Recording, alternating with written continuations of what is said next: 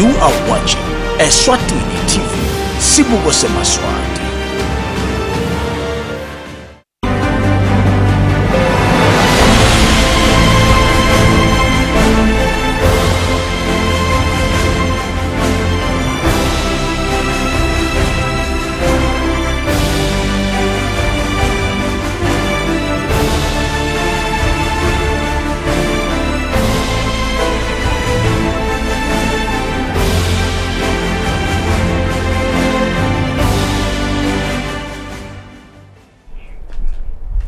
Welcome to our new show, Home Study, which is airing live, a collaboration between the Ministry of Education and Training and Eswatini TV. Please make sure that you have your notebook and something to write with before we start the session. My name is Lerato Mabilisa and I will be your host. With me is Mr. Sifunza, who will be teaching science today for grade 7 students. Alongside is Tobile Fagute and Nompumelelo Hadebe, who will be our sign language interpreters. Greetings, Mr. Sifunza. Hello, Lerata. How are you? I'm all right. So, what are we going to be learning today? Today we are looking at body systems. As you know, a human being has a lot of systems taking place as he is a living being. Okay, so what is the outcome of today's lesson? What would you like the learners to have learned by the end of the lesson? Alright, by the end of the lesson, the learners should be in a position to understand the functions of each and every body system, and then they should give all the organs that are involved in each body system as well as their functions. That's those are the outcomes of the lesson today. Okay, thank you, Mr. Sifunza. I hope you've heard. Over to you now, Mr. Sifunza. Okay, the first body system that we are going to look at is the digestive system. Right now, I'm going to show you a diagram of the digestive system. It shows clearly what happens to food when it is being ingested in the mouth. I will be pointing out as well as giving details as to what happens in the food station. Right now I am going to talk about what exactly digestion is. Digestion is defined as the process by which food is broken down into smaller pieces that the body can use. Now we are going to go to our diagram, where I will show you clearly what happens to food when it is being ingested or eaten by a person. Right now on the diagram, where I am highlighting is the mouth. In the mouth, food is chewed, food is broken down by the teeth and mixed with saliva. Then the food will go down to this part called the gullet. The gullet is just a passageway for food as it goes to the stomach. The stomach is that which is highlighted by the red color there. In the stomach, food now is mixed with the stomach juices and the food is churned, meaning that the food is being turned around and it's spent some time in the stomach so that it can be turned over and be mixed well with the stomach juices. Then from there, the next station that we are going to look at is the small intestine, highlighted with the red color there. In the small intestine, food is further broken down by means of chemicals. These chemicals are called enzymes. Now what happens next is that the food will be moved to the next station, which is the large intestine. As you can see in the diagram, the large intestine, I'm going to highlight them with a green color. The large intestines right here. In the large intestines, the food now, it is not just food, but it is the undigested food, because the digested food will be shown in the, will be absorbed in the small intestines. Then the undigested food will move on to the larger intestine as undigested food called a feces or waste. The next station is the rectum. I will just put that small circle there to highlight where the rectum is. The rectum is just the storage for the feces or undigested food. I'm going to go back a little bit and talk about the fact that in the large intestine, water is absorbed there, and then before the undigested food goes to the larger intestines. Then from there, the undigested food called feces will be taken out through the anus, and then that is just the journey that is taken by food as it is ingested in the mouth, and then to the part whereby it is absorbed in the small intestines, and then from there to the part where water is being absorbed in the larger intestines, and then from there the undigested food called the feces is taken to the large intestine, to the rectum, and then from there it will be taken out as waste. That is all about digestion. But before I move on, I am sure the learners have questions like, how is the food really absorbed? Do we, when we eat an apple, does the apple that we eat get to be absorbed into the bloodstream?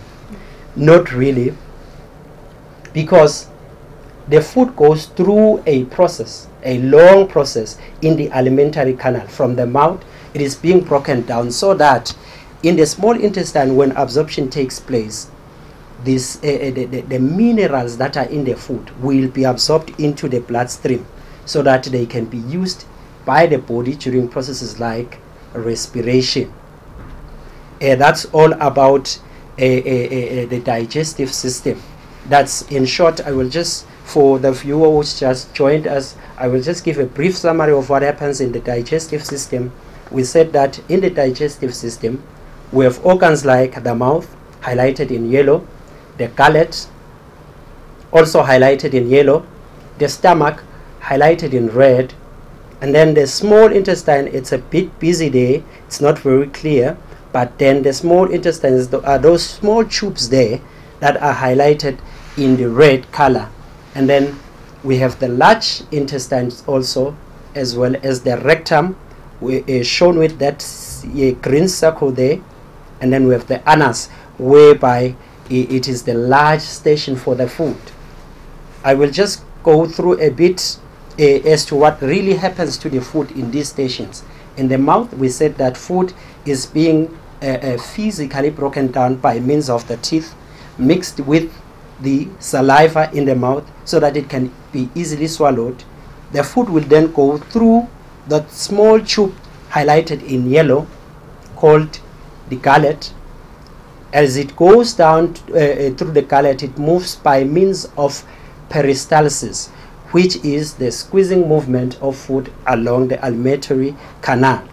Then in the stomach, we said that food is mixed with stomach juices, and then from there food will spend some time in the stomach before it moves on to the small intestines, sometimes called the colon. In the small intestine, there is further breaking down of food by enzymes. Then the food will go or will be absorbed in the small intestines. Then the food will move on to the larger intestine, where it will be just undigested or unabsorbed food. Then from there, the next station will be the rectum, which is the storage of which acts as the storage for feces. Then from there we move down to the anus, where food will be dropped out of the body as waste. The next body system that we are going to look at, it will be the circulatory system.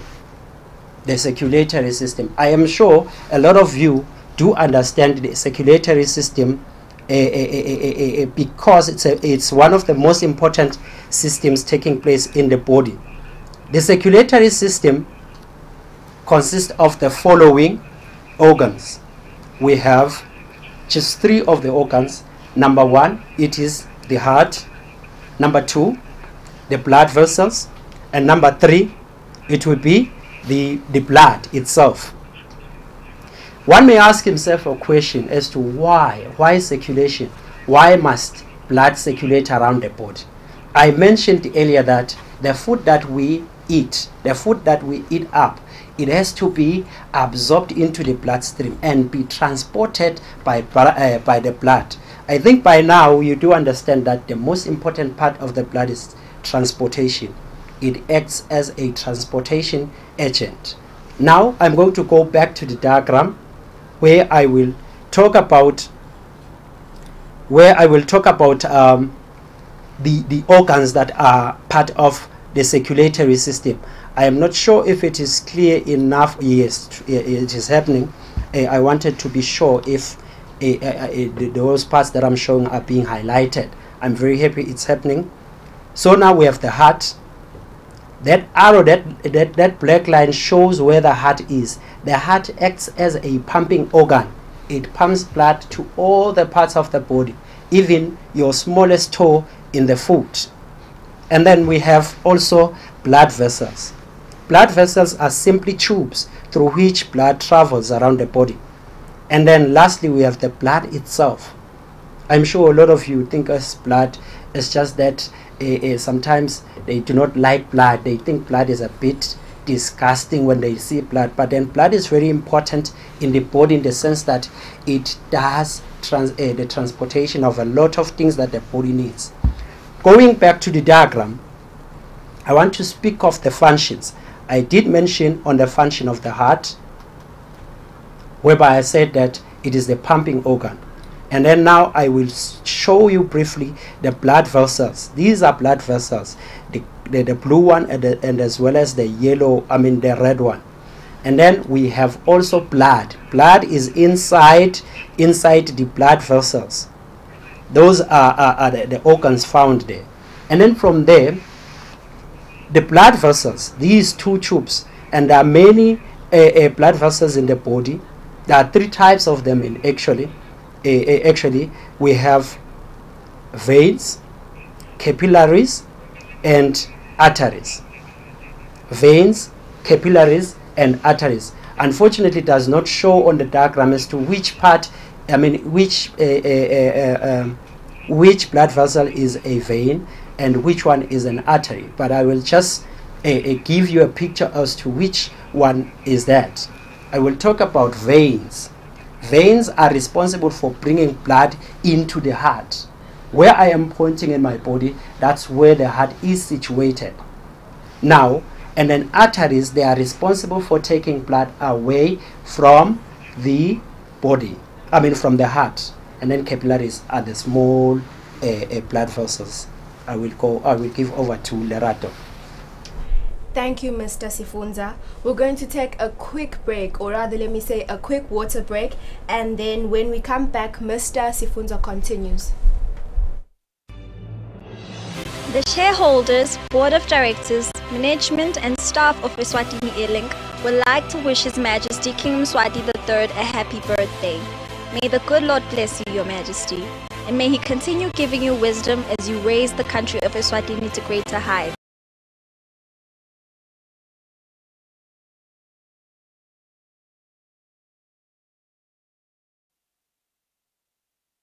COVID-19 is an infectious disease caused by a new coronavirus introduced to humans for the first time.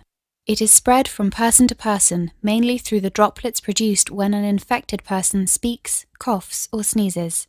These droplets can land in the mouths or noses of people who are nearby. These droplets are too heavy to travel far in the air. They only travel approximately 1 meter and quickly settle on surfaces. This is the reason person-to-person spread is happening mainly between close contacts. The exact time that the virus can survive on surfaces is not yet known.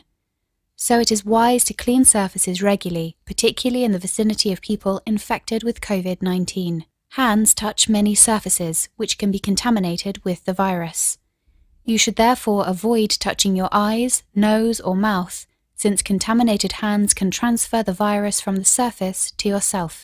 When coughing or sneezing, cover your mouth and nose with the bend of your elbow or use a disposable tissue. If a tissue is used, discard it immediately into a closed bin. The most effective way to prevent the spread of the new coronavirus is to clean your hands frequently with an alcohol-based hand rub or soap and water. This will eliminate the virus if it is on your hands. Stay healthy and prevent the spread of COVID-19.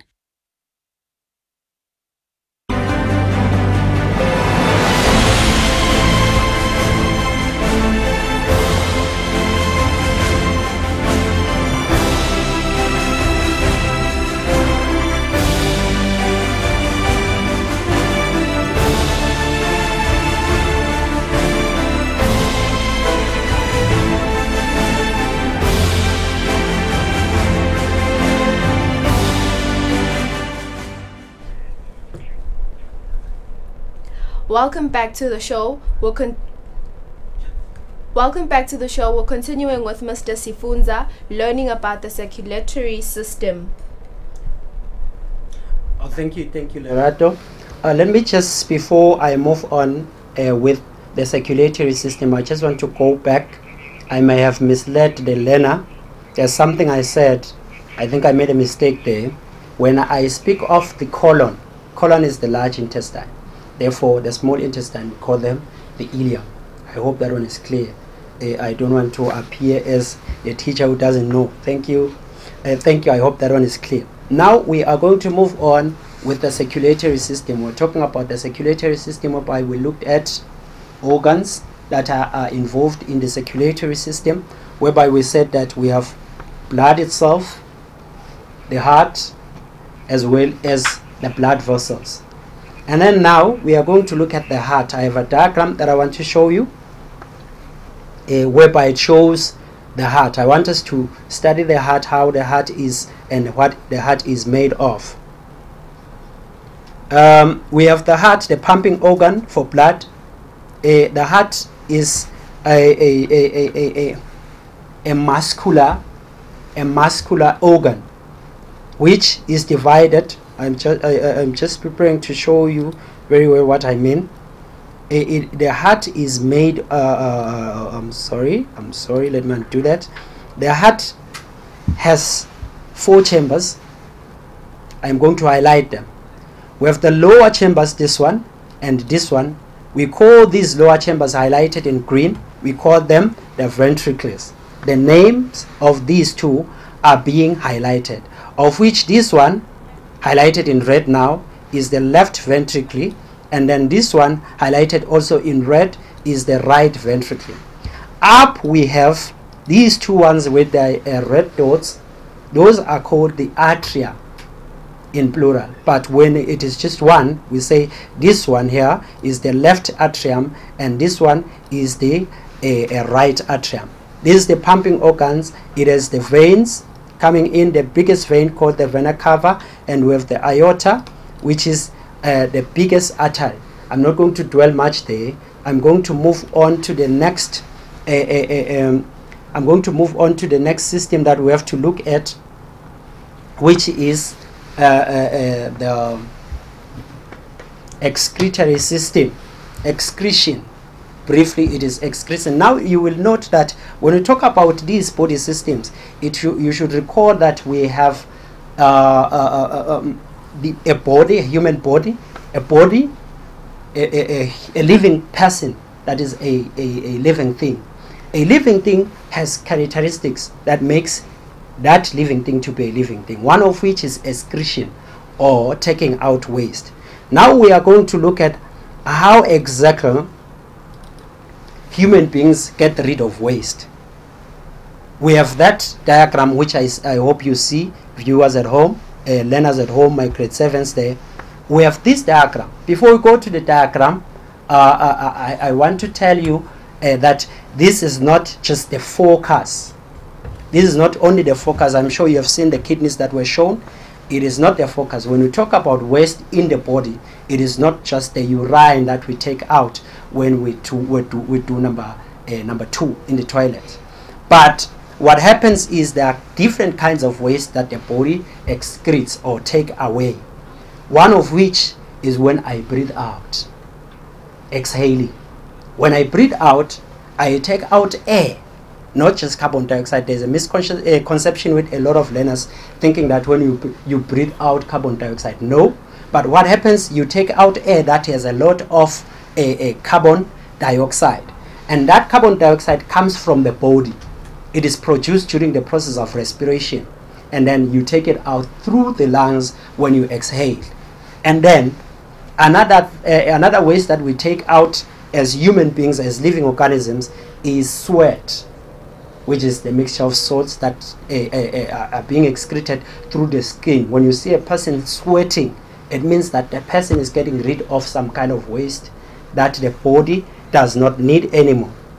And then we have this other one that I'm going to talk about shortly, which is the waste called nitrogenous waste, which is excreted in by the kidneys, and then that is when you go to the toilet and take a piss. Now I want to show you the diagram of the kidneys, which are our excretory organs. I am sure that is going to appear to you very soon. Now, kidneys are responsible for taking waste, which I said it is nitrogenous, and then the waste goes to some tubes. You are going to see that shortly. These tubes are called ureters. I'm going to try and write right here so that you can see what exactly do I mean. Just give me a moment. All right, we have number one there. Number one, as you can see, those are the kidneys. The one shown number one, this one is the left kidney, and this one is the right kidney. Then we have number two. Number two is a part, I'm sure back in grade 3 you learned that these are tubes coming from the kidneys. That is true, but they are given names. They are called ureters. Ureters, meaning that those are tubes coming from the kidneys. And then we have number 3, which is the bladder. It is a sac-like tube whereby it is muscular. It is more elastic, meaning that you can fill in as much urine to a certain capacity. And then we have number 4, called a urethra. Urethra. I'm going to try and write those. Just bear with me. We have urethra. Urethra. I don't want you to be confused. And ureter. I hope it is clear. I'm going to zoom out, and so that you are able to see. Yes, ureter and urethra. Pardon me with the handwriting, but that's just it. I want you to note the differences between the two. We have this one here. Oh, I'm still zooming out. I hope still it's clear. We have the ureter, which is the tube responsible for taking the waste from the kidneys to the bladder. Number 3. Number 3 is the bladder, and then the urethra now, its function is to take out the urine from the bladder outside the body. It is when we get rid of the urine that is stored in the bladder. The bladder, its function is to store the urine that is that comes from the kidneys. And then now I have spoken about the kidneys. I spoke earlier about the lungs, their function being taking out or excreting carbon dioxide, whereby we then exhale air that has a lot of carbon dioxide. I also spoke about the skin. Its function now, the skin's function, is to get rid of waste called sweat. We are going to move on to number 4. Number 4, whereby we are looking at the skeletal system now. I am sure a lot of you have seen skeletons in the books before, but then what is mostly important to note, I will just highlight a bit because we are running out of time. The skeletal system is the framework of the body, the internal framework of the body. Never mind these words that are next to the diagram. Just look at the diagram. I will just briefly talk about the diagram, whereby we are talking about the skeletal system, whereby we have all these different parts here: the skull, the rib cage, the hip bone, and we have quite a number of these bones. I think if you open your book, the grade 7 book, it shows you clearly the names of each and every bone that is in the body. But what I want to talk about now is the function, because we're about knowing the functions of the skeletal system, of each and every system. The functions of the skeletal system are protection, meaning that the skeletal system protects delicate or vital organs of the body, such as the brain. I am sure a lot of you have never seen the brain, but the brain is housed inside the head, covered by a special bone called the skull. And then we also have the rib cage, sifuba, the rib cage right here. There are important organs of the body, one of which is the heart. And then we have the lungs as well, which are being protected by the rib cage. And then we are going to move on to the next function of the skeletal system, which is locomotion or movement. Please use movement. The skeletal system helps the body of a human being to move. The skeletal system works with the muscles of the body to make movement possible in a human being. For example, if you move your hand towards your face, there are muscles that work there. We have muscles that are found in the upper arm called the bicep muscle, and the tricep muscle. They work in helping you move your hand. Therefore, movement in the body is being carried out or orchestrated by the skeletal system. And then lastly, we are going to talk about the last function of the skeletal system, which is support. You know, I will just like to put this one as a SWAT. If there was no skeletal system, umuntu angaba indrundru manje, into lengabonakali. So the importance of the skeletal system is support. It makes all the organs to sit in their correct position. All right, that is about the skeletal system. One thing that I want to point out about the skeletal system before I move on quickly to the last body system is that there are joints. Joints in the head, joints all over. Joints are simply where two or more bones meet. For example, we have a joint here in the knee, and that joint is movable, meaning that you can move around your knee. And also the elbow, where I'm highlighting in red, is the elbow, and that elbow is a movable joint, meaning that your hand can move around. Those are the two types of joints that I'm talking about. I've spoken about movable joints so far, but there are joints that are not movable.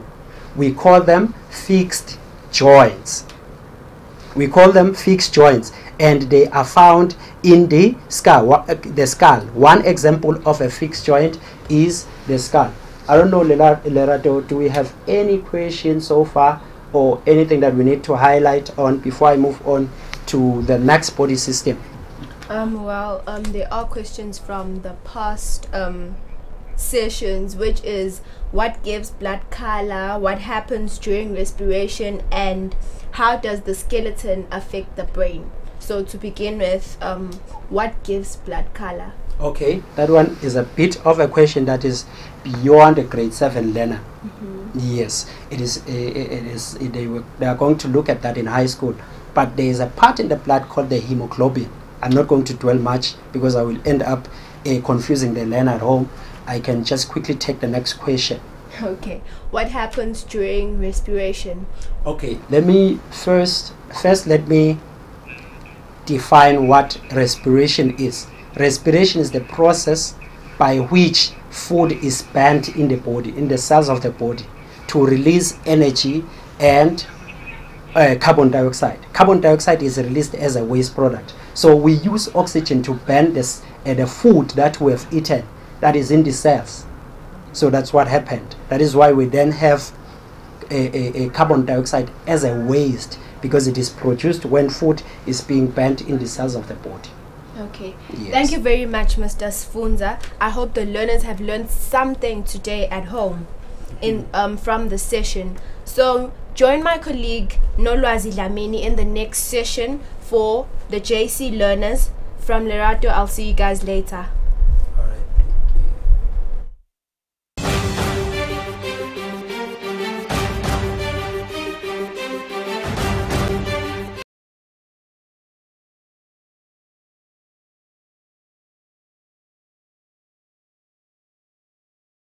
Namhlanje i-World Health Organization wekugcina tandla tihlantekile ngaso sonke isikhathi kuvikela kulomkhuhlane lokhona we-corona virus. Tiningi ke tindlela longatisebenzisa kutivikela kuleli gciwane le-corona virus.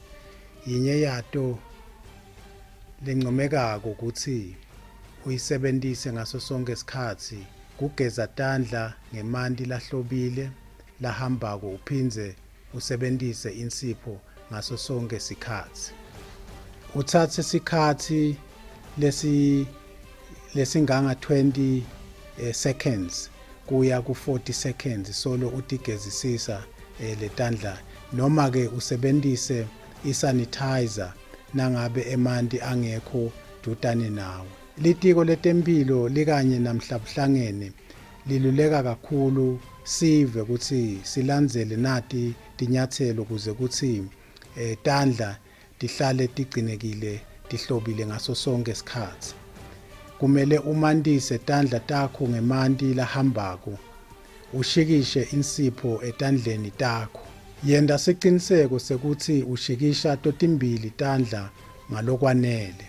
Sandla sekudla sishikishe ngetulu kwesandla sesenxele, naso sesenxele sishikishe sandla sesekudla.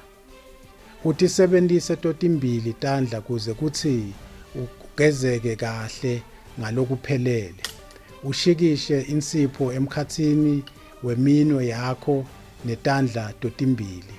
Uchubeke ushikishe ngemuva kweminwe yakho kuto totimbili tandla.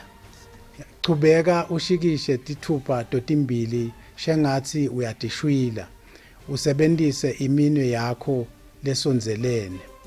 Shikisha sandla emkhathini.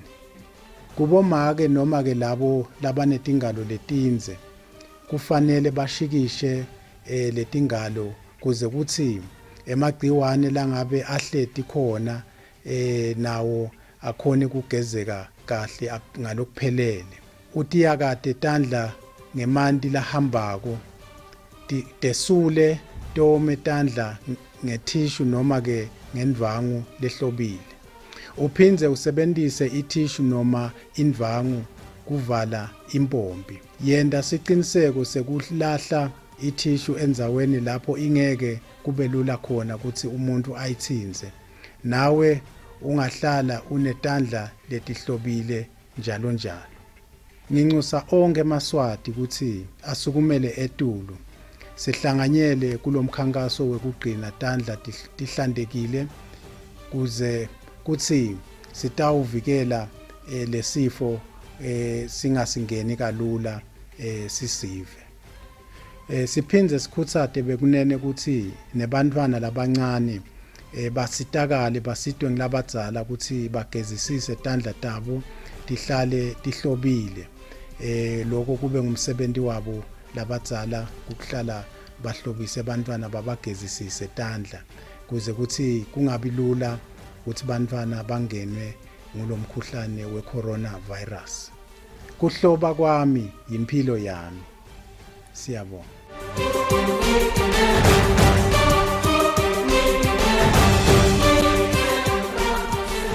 The basic protective measures against the new coronavirus. Wash your hands frequently and thoroughly with soap and water, or use alcohol-based hand rub. Maintain social distancing. Maintain at least 1 meter distance between yourself and anyone who is coughing or sneezing. Avoid touching eyes, nose, and mouth. Hands touch many surfaces and can pick viruses.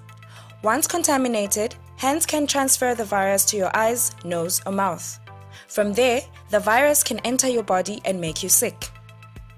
Practice respiratory hygiene. Make sure you and the people around you follow good respiratory hygiene. This means covering your mouth and nose with your bent elbow or tissue when you cough or sneeze. Dispose the used tissue immediately. If you have fever, cough, and difficulty breathing, seek medical help early. Stay home if you feel unwell. Follow the directions of your local health authority. Stay informed and follow advice given by your healthcare provider.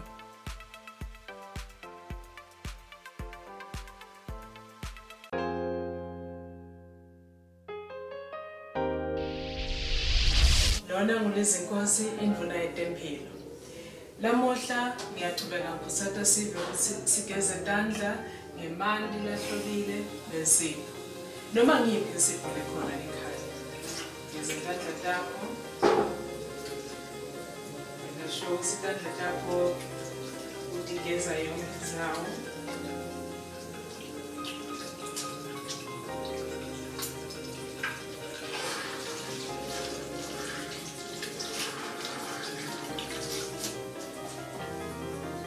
Wasule tandla bese uthatha lolo sula ngako uvale imbomo. Uhloba kwami impilo yami. Siyabonga.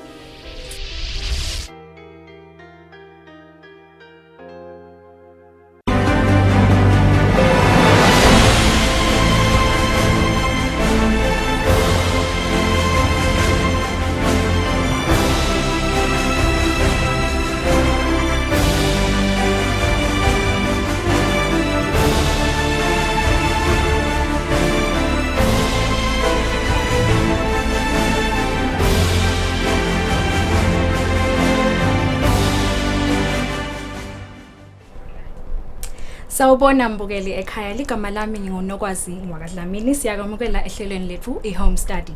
Namuhla ke sitabe sifunza siswati saka form 3 na nginathishela ke wethu Bathobile Shiba. Bathobile unjani namuhla? Ngiyaphila sesinabaze unjani? Ngiyaphila nami kakhulu. Bathobile sihloko sesifundo sanamuhla ngabe sithini? Sihloko sesifundo sanamuhla sitawubuka kubhalwa kwendzaba. Okay, tinhloso talesifundo sanamuhla ngabe yini? Inhloso tesifundo sanamuhla nokwazi ukuthi umfundzi asesehleli ekhaya ati ukuthi kubhala kulikhono awumani nje ukuthi ungasukeleka ubhale kepha nangabe kufanele ubhale kufanele ukuthi kube nemicabango lonayo encomveni yakho leyo micabango yakho ke awugcini nje ngithi ube nemicabango ufuna ukuthi ihleleke kahle nokwazi bese soyakhona ke lemicabango yakho ukuthi uyibhale phasi bese sekuphuma indzaba. Okay. Bafundzi nje bayatifunza tindzaba letikhona edikolweni ngakubekisela kithi kaSiswati nje bayayifunza incwadi lengenakheli yabhalwa babhali bakwade kucabanga ukuthi lokhu lesinako sesingaphufukisa kanjani ukuze kugcine kuyindzaba. Okay, Bathobile maybe ke umbuto wekugcina ngaba ukuthi ekupheleni kwalesifundo sanamuhla umfundzi kumele azuze ini? Umfundzi nokwazi utawuzuza kakhulu ekuphela kwalesifundo sanamuhla. Imvo letambangela ukuthi azuze ukuthi utawati ukuthi indzaba nje yakhiwa ngani. Aphindze futhi alwati lulwimi lekufanele ukuthi alisebenzise. Asigcumisele nolwazi sibhale noma ngabe kanjani. Funa ukuthi kube nelwimi lolukhethekile lolutawusetshenziswa. Utawutolati ke umfundzi aphindze futhi akhone ukuthi asebenzise timpawu tekubhala kahle. Endlule akwati ukuthi khethela yena lisu lakatalisebenzisa asabhala indzaba yakhe. Okay, Bathobile. Mbukeli ekhaya ungabukela ka YouTube i-channel yethu nalapho uhlelo lethu likhona we are live Eswatini TV. Bathobile asingacithi isikhathi angise ngakuba. Ngiyabonga kakhulu nokwazi. Angimbingelele umfundzi ekhaya ahleti sisilala uhlelo lefunjelo lusha lokufundza sisemakhaya. Mfundzi weSiswati ngiyakubingelela ngicela ungilungiselela timvo takho tekubhala ngoba sisachubeka nje sifundza kukhona lo tawudzinga ukuthatha bese sikhulumile ke ngetinhloso ngesihloko sanamuhla ukuthi sitawufundza ngekubhalwa kwendzaba.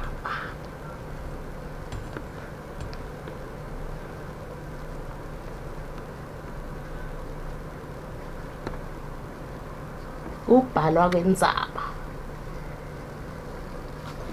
Mufundzi welibanga lemfica, kubhala kwendzaba uyahlangana nako eluhlolweni lweluphepha lekucala lapho khona kubhekeka ukuthi uyibhale indzaba. So kufanele ke mfundzi ukuthi ukwati kubhala lendzaba yakho. Sitawucala ke ngekubuka sakhiwo sendzaba. Njengoba besike saveta nje mfundzi ukuthi utawuthi nakuphela lesifundvo ube uyati indzaba ukuthi yakhiwe ngani. Nasibuka sakhiwo sendzaba kunesihloko.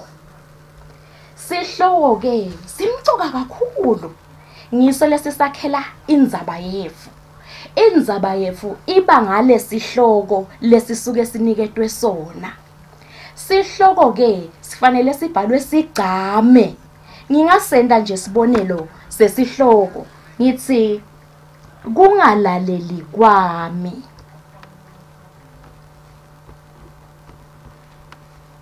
Kungalaleli kwami. Nasibuka lesihloko ngikhulumeke ukuthi sihloko kufanele sigcame mfundzi. Sihloko ke singasigcamisa ukuthi nase ngisibhalile bese sengiyasivebela mfundzi. Lokhu kuyakhombisa ukuthi lesi sihloko indlela yekucala ke lena mfundzi yekubhala sihloko. Lenye indlela lesingayisebenzisa kungaba ukuthi sisebenzise bofeleba. Kungalaleli kwami. Ngicabanga siyabona mfundzi ekhaya ukuthi lana sibhale sihloko sasibhala ngetindlela letehlukene. Kulokubhala kwethu sifumbo ngetindlela sihloko ngetindlela letihlukene. La ngenhla yekucaleni sisibhalile sihloko sasivebela. La ngendasi sisibhale ngabofeleba. La sibhale khona ngafeleba asivebeli. Sihloko ke njengoba bese ngikhulumile. Sona simcoka kakhulu ngoba indzaba yethu yakhiwa ngiso. Kodwa kufuna ucaphele mfundzi. Nawubhala sihloko sakho singabi sidze kakhulu. Ufanele nje ukucilikele ukuthi ubhala sihloko, usibhala kahle siyabonakala, kodwa asibi ngilesidze kakhulu. Kulokunye ke uma sibhala lesihloko sefu kufuna ukuthi sitame mfundzi ukuthi sisifake ekucaleni. Ngicela ukujuba kancane bathobile. Mbukele ngicela ukuthi sithathe ikhefu nje lelincane la 1 minute sitawubuya khona manje.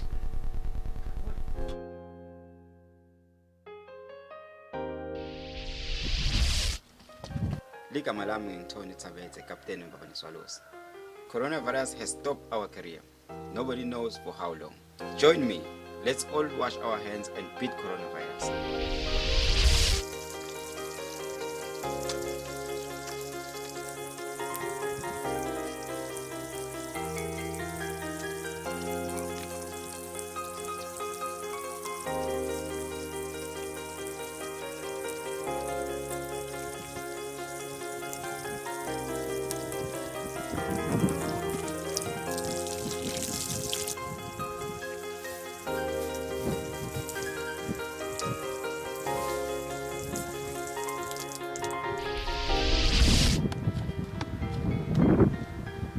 My cleanliness is my life.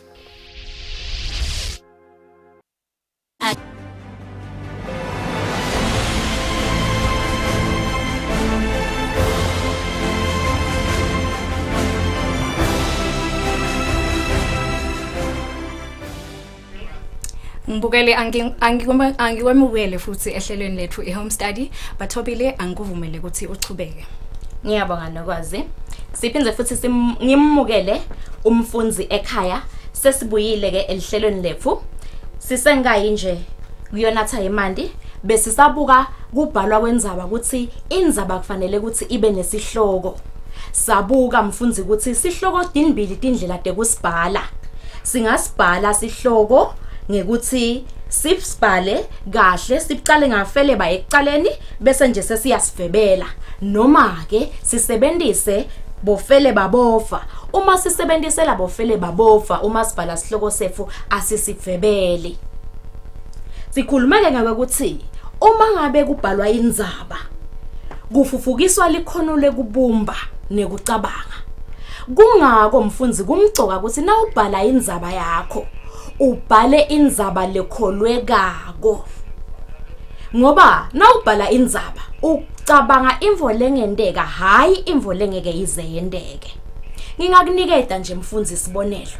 Kungamangelisa ukuthi sewuyayibhala indzaba yakho uthi dathi letigebengu nasetifuna kungibamba ngase sengivula timphiko tami ngiyandisa. Luhlobo lendzaba lenjena mfundzi aluke mukeleke ngoba lokho lobhale ngako akukholwakali. Angicizelele mfundzi ekhaya. Nasibhala indzaba yethu kufanele ukuthi ikholwakali tonke tehlakalo lesitibhalako sibhala ngemvo lengendeka hayi imvo lengeke ize yendeke. Ngasike bathobile ku interrupter manje umbukeli kusene kwenteka abeka ngathi noma utaba confused yini but le kubhala kwendzaba kushoda iletha ka legcineni kwendzaba. Yes kwenza. Yes letter A. Oh okay. Yes. Siyabonga nokwazi ukuthi ukubone lokho. Asichubeke mfundzi ekhaya. Bese ngikhulumile ke mfundzi ukuthi nasi sibonelo lesengisiniketile sesihloko sefu sethi kungalaleli kwami sinemagama lamabili nje kuphela. Sengingakuniketa insayeya nawe mfundzi ukuthi ase utakhele sakho sihloko. Ucikelele noko mfundzi ukuthi nawakha lesihloko sakho asibi nemagama lamathe. Sitawuchubeka mfundzi sibuke lesinye sakhiwo sendzaba. Loku singeniso.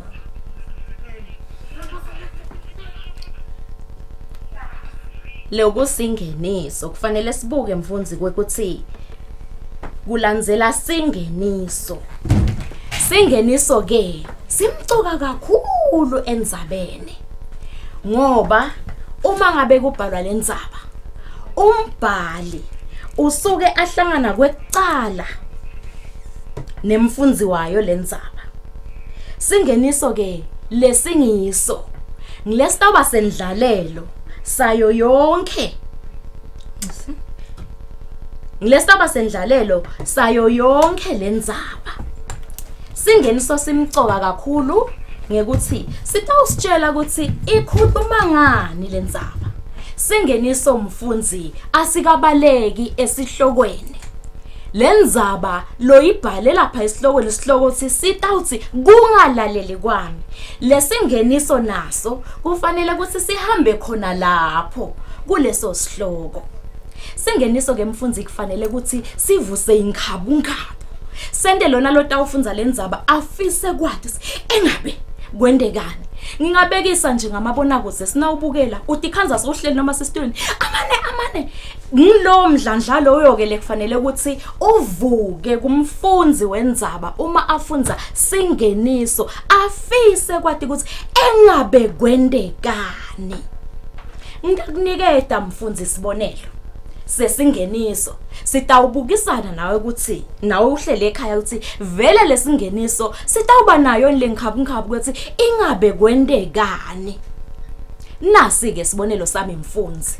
Nami ngisakunika lesibonelo sami nawe utawuve ucabanga sakakho sibonelo sesingeniso lesitawenda naku lomthite kufanele ukuthi sivuse nje ligcozi sekuthi engabe kwendekani afise kufunza umfundzi waso afike wenzaba afike ekugcineni. Ngathi ngiyahamba ngeva ukuthi kwasha hawu uchamuka kuphi lo msimvo. Ngalalela ngacala tangala nangale. Hawu waya ngekukhula kukhwashada.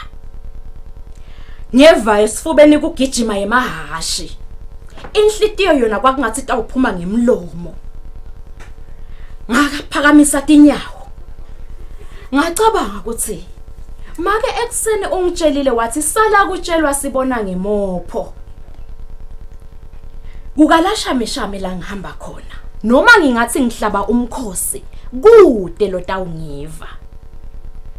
Nasibuka lesingeniso lesimfundzi. Kunemibuto levukako usasifunza. Imibuto lefana nekwekuthi yini lele khwashatako? Yini lele khwashatako? Ukuphi lo?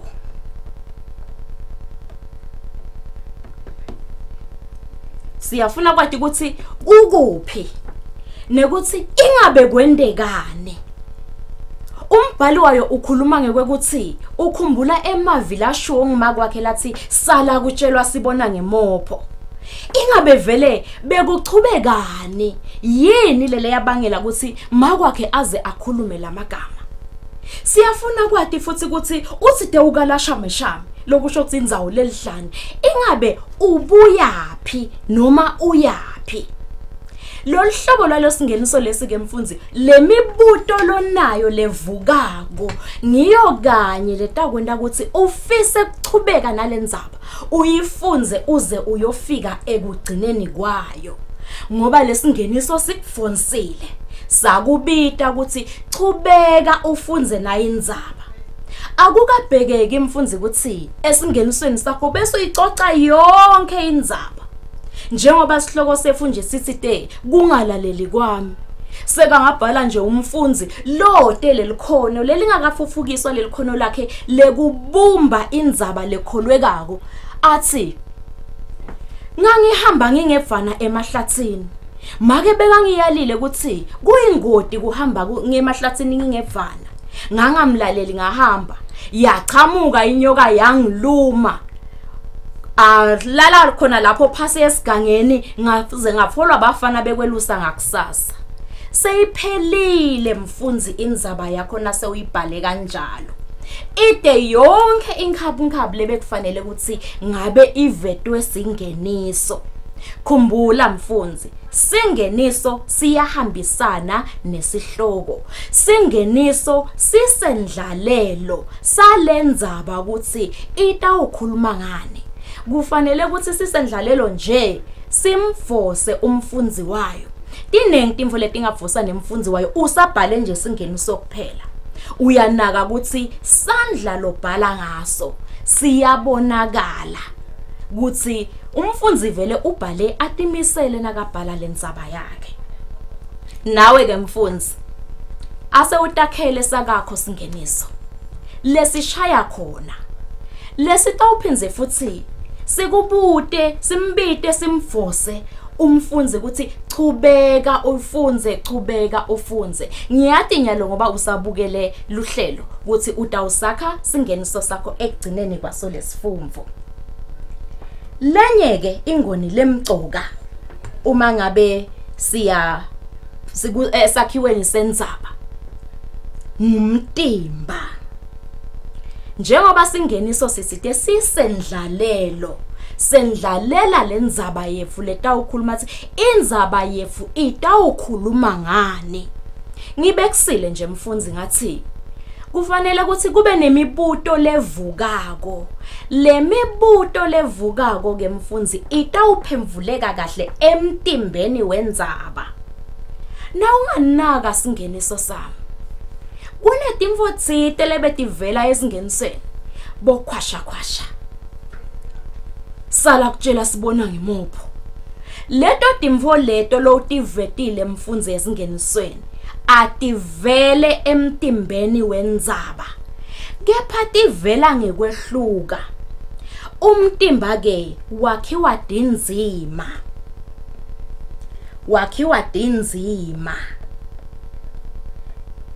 Tinzima ke takhiwa yimisho. Imisho le nemcomvo munye longumgogodla lolfufukiswa kuleyo naleyo nzima. Umsho wekucala nje mfundze enzimeni yakho umcoka kakhulu ngoba ungumgogodla lokusho ukuthi nangingakubekisela nje kalula utawuphemvula lo mbuto lovele lapha esingenisweni. Nasibuta nje sithi bekafunani lona la. So utangiphemvula ke mfundzi nase ubhala indzaba yakho. Ngangibuya kuyawudlala ibhola loyo mbuto loyo sowuphemvulekile bese ke soyachubeka ngangibuya kuyawudlala ibhola nebangani bami sengihamba ngefa sekuhwalele uchubeka lapho angeke bese sowufaka imfo letinengi enzimeni yinye sowufaka konke kulimala sowufaka konke kungalaleli ufufukisa munye umcomvo emtimbeni uyibhale indzaba yakho ikhule iphemvule yonke lemibuto lebeyisolo ivela ize iyawufika ekugcineni ngileyo naleyo nzima kufanele uyiphethe kahle kuvakale ukuthi lenzima le seyiphelile bese ke sekuba khona kuchumana kwato letinzima takho khumbula mfundzi ukuthi sitsitela nasifufukisa likhono lekubumba nangabe ke sibumbe kahle umbumbi uyalibuka lidziko lwakhe ukuthi lungilo yini ahlala ushaya kanjalo ke nathi la ekubhaleni indzaba lokho kubonakala ngesi tinzima futhi ichumane kahle nguleyo naleyo nzima iniketela lenye nangabe kukhona lo sewukhohliwe mfundzi usabhala ungabese sewukuveta le ekugcineni kanti bekufanele akuvete ekucaleni sisite kubhala indzaba usuke ucabanga lo fundza lendzaba yakho akayati imicabango yakho ungabese ke wena sowuva ngazi uthi wonile sengikhohliwe kufaka lokho sowuyokufaka ekugcineni indzaba yakho kufanele ihleleke kahle ihlelembiseke tinzima tiniketelane bese ke ekugcineni kwendzaba yefu asibhali nje indzaba siyishiye ilenga yonke info lesiyendako empilweni akukafanele ukuthi ishiye nje sinoma kanjani kufanele yentiwe kahle ize ifike ekugcineni kungako ke nasesakhiweni sendzaba mfundzi kunesiphetfo siphetfo simcoka kakhulu ngoba lo bhala lendzaba yakhe usuke sekafike ekugcineni kwayo kukhona ke indlela yekusebenzisa noma yekuphetha ungaphetha nje ngekuthi unikede umcumunye wekusonga lokho lobe ukhuluma ngako noma ke mfundzi bese sewuyenda siqiniseko sekuthi uyafunga uyagomela uveta imivo yakho ngaloko lobokhuluma ngako singalahleki nje mfundzi sikhumbulile ukuthi sihloko lesikhulumela etukwaso sithi kungalaleli kwami umbhali walendzaba angabese sewuyaveta ukuthi esiphefeni sakhe kwangikhanyela kwacaca ngalelo langa kuthi kungalaleli kunemphumela lomubi ngiyafunga ngiyagomela nangisadlala nhlavana angiyuphinze ngece imiyalo nasibuka lesiphefo sefu vele kukhona la kakufunzile umbhali waso mfundzi ngekungalaleli uze wenda sethembiso ukuthi nakasaphila akayuphinze yena awece umyalo lokho ke kungaba likhono lakho lekuthi indlela lofise kuphetha ngayo uyakhombisa mfundzi ukuthi solo uhamba kanye nesihloko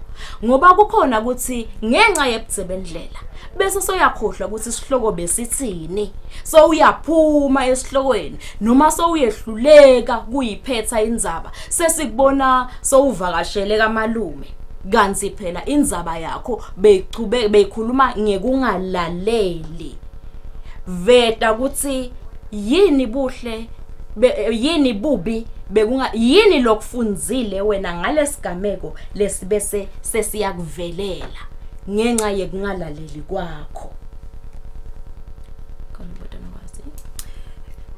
Siyabonga kakhulu bathobile kwanyalo kusesede imibuto umbukeli futhi angabuta ku YouTube channel yethu sisetoba nenombolo ka WhatsApp lapho khona futhi ungabuta khona inombolo sidanikeda ngikuve ukhuluma ngebumcoka besingeniso. Ngicela ukuthi sichube singafa sicizalele futhi ukuthi isingeniso simcoka kangakanani ekucaleni kwendzaba yakho nasekugcineni kwendzaba yakho. Ngibonge nowazi. Singeniso ke sithi simcoka ngekuthi ngiso lesitawuletha lendzaba ukuthi ikhuluma ngani. Singeniso sihlangene nesihloko. Nangabe singeniso sihlangene sendlalela lendzaba ukuthi itawukhuluma ngani yona. Yebo. Lendzaba lo tawube uyicoca. Kungako ke kumcoka ukuthi sivuse nalengikhabu nokwazi ukuthi lo funza lendzaba yakho afise kuyifunza aze ayifikise ekugcineni. Okay. Kunembuto ke YouTube ubuya kusifiso uthi umbuto singeniso kufanele ukuthi sibe sidze kangakanani. Makabhala umfundzi. Okay. Ngiyabonga. Angeke ke ngize ngisho ukuthi kufanele ukuthi sibe sidze kangakanani. Kepha umfundzi akanake lokuthi ngithite sikhona singeniso lesikahle. Lesitaba nale mibuto lekufanele ukuthi iphemvuleke. Angakade khanzi umbhali seka wendzaba sekathi ngangifunywe ngimake. Agcine khona lapho. Sisithe akube khona lokuchumana nale mibuto letawuvuka. So kuthi singakanani ke lesi ngeniso sakhe kutawuya ngesihloko sendzaba nendlela la kangenise ngayo lendzaba yena ngoba indlela lesingenisa ngayo yehlukene. Kuthi singeniso singasibhala kanjani. Okay. Siyabonga kakhulu bathobili. Mfundzi ngethemba ukuthi kukhona lokufunzile. Uyeda ke umlingani wami Lerato sidabe sifunza iscience yaka form 3. Asibonane futhi mfundzi.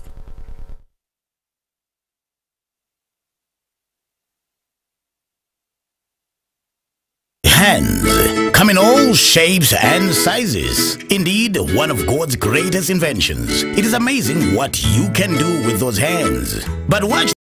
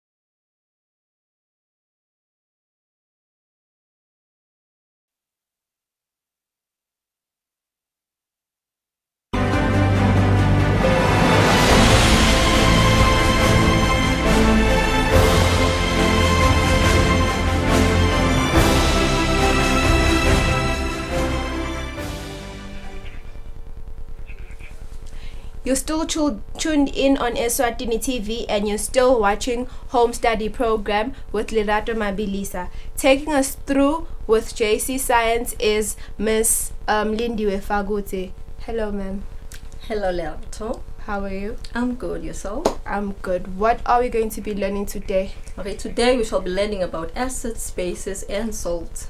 Okay, what are you expecting the learners to know by the end of the lesson? By the end of the lesson, the learners should know the physical properties of acids and bases. Okay, ma'am. They should also know the reactions of acids, as well as the applications of acids and bases. Okay, thank you, ma'am. Please take us through.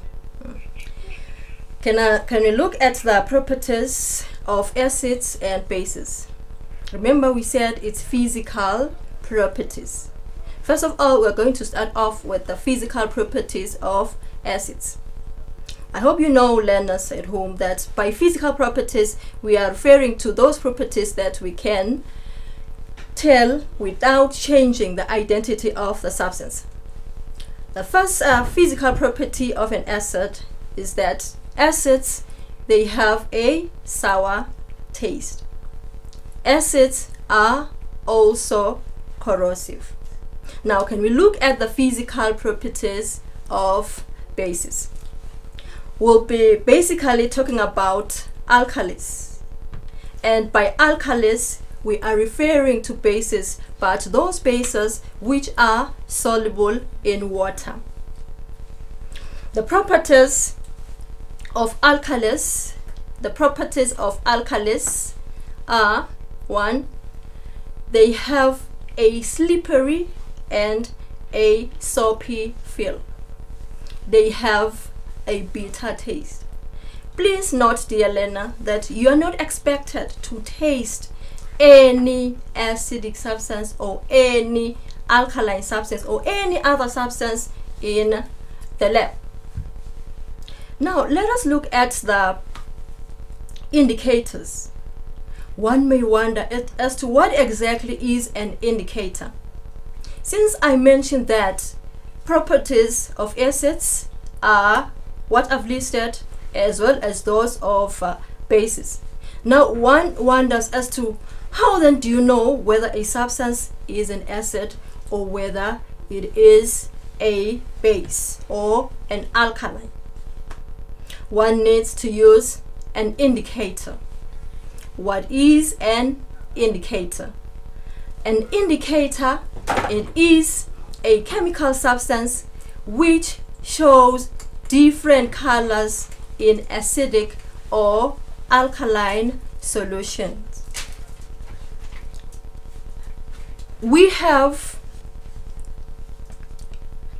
sorry dear learners,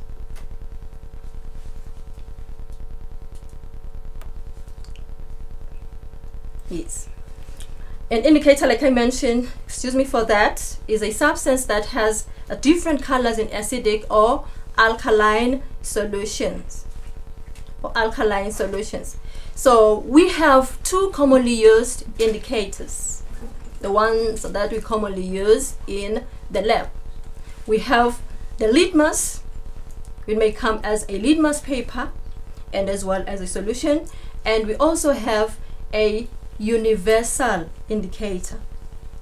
So dear learner, what happens if you take a litmus paper and you put it in an acidic solution? If, learner, you take a blue litmus paper and put it in an acidic solution, what happens is that the blue litmus paper changes to red. But if you take a red litmus paper and you put it in an alkaline solution, the litmus paper changes to blue. But if you take the litmus paper, whether it's a red one or a blue one, and you put it in a neutral solution, what happens is that there won't be any color change. The other universal indicator, dear learner, that I've mentioned is a universal indicator. The universal indicator, it is a mixture of indicators. It is. Excuse me, miss. They're saying that you're moving very fast. Oh. A universal indicator, it is a mixture of indicators.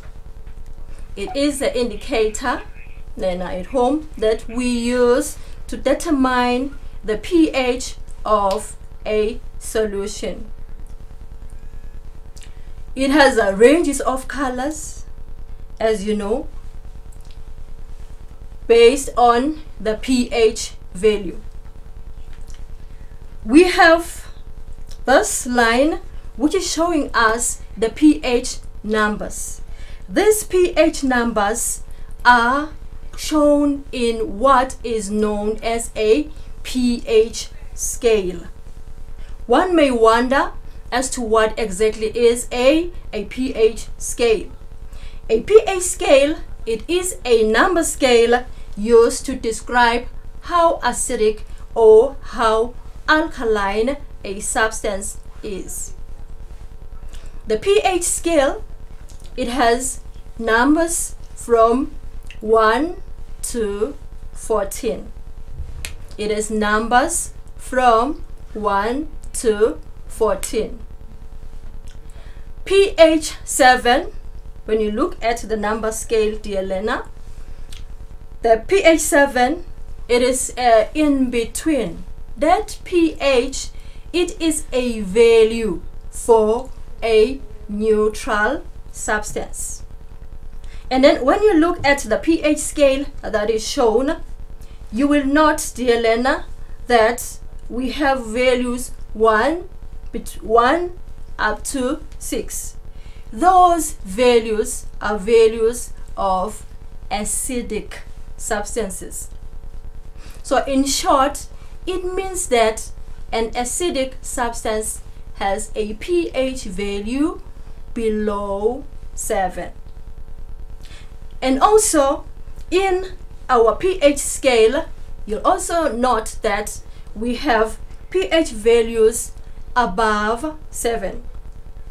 Those pH values above 7 are pH values of alkaline solutions. So in short, we're saying alkaline solutions have pH values above 7 and acidic solutions have pH values below 7, whereas neutral substances have pH value 7. Let us now move on, dear Lena, and look at the reactions of acids. There are 3 reactions of acids that we are going to discuss. The first one, dear Lena, is a reaction between an acid and a metal. It is a reaction between an acid and a metal. What happens, dear Lena, when a metal reacts with an acid? When a metal reacts with an acid, dear Lena, there is the formation of a salt and hydrogen. Let me repeat that, dear Lena. When a metal reacts with an acid, there is the formation of a salt and hydrogen. Let me write an equation, dear Lena, to show as to how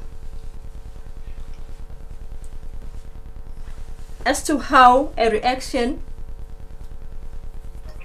of an acid is shown. Double shoot the empty space. Empty space. It's not happening.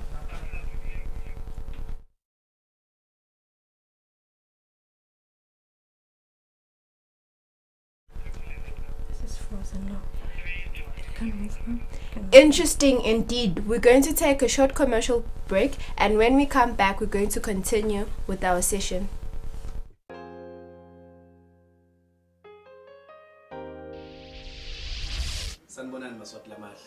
Ibito lami ngingumbongeni ngwakambengu Sibongo. Ngikusebenza ngilapha eSwatini Observer. Kulo msebenzi wami ngikhanza ukuthi ngisebenza kakhulu ngikuthinza emaphepha lafika e-office lami. Kanti futhi sengikhanzene ukuthi ubuso bami ngiyathanda ukuthinza.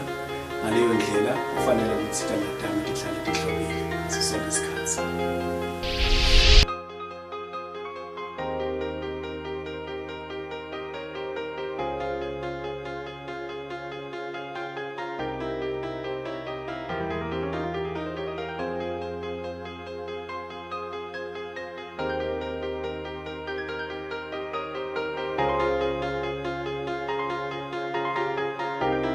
Kuhloba kwami impilo yami. The basic protective measures against the new coronavirus. Wash your hands frequently and thoroughly with soap and water, or use alcohol-based hand rub. Maintain social distancing. Maintain at least 1 meter distance between yourself and anyone who is coughing or sneezing. Avoid touching eyes, nose, and mouth. Hands touch many surfaces and can pick viruses. Once contaminated, hands can transfer the virus to your eyes, nose, or mouth. From there, the virus can enter your body and make you sick. Practice respiratory hygiene. Make sure you and the people around you follow good respiratory hygiene. This means covering your mouth and nose with your bent elbow or tissue when you cough or sneeze. Dispose the used tissue immediately. If you have fever, cough, and difficulty breathing, seek medical help early. Stay home if you feel unwell. Follow the directions of your local health authority. Stay informed and follow advice given by your healthcare provider.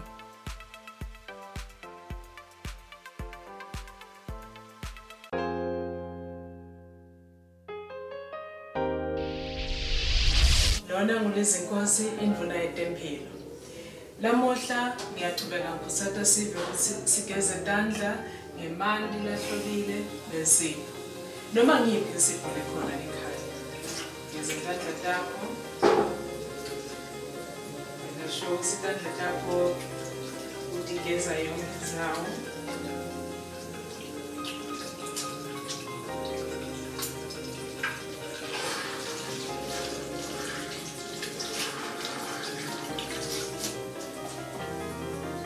Basuke tandla bese uthatha lolo suka ngako uvale imbomo. Kuhloba kwami impilo yami. Siyabonga.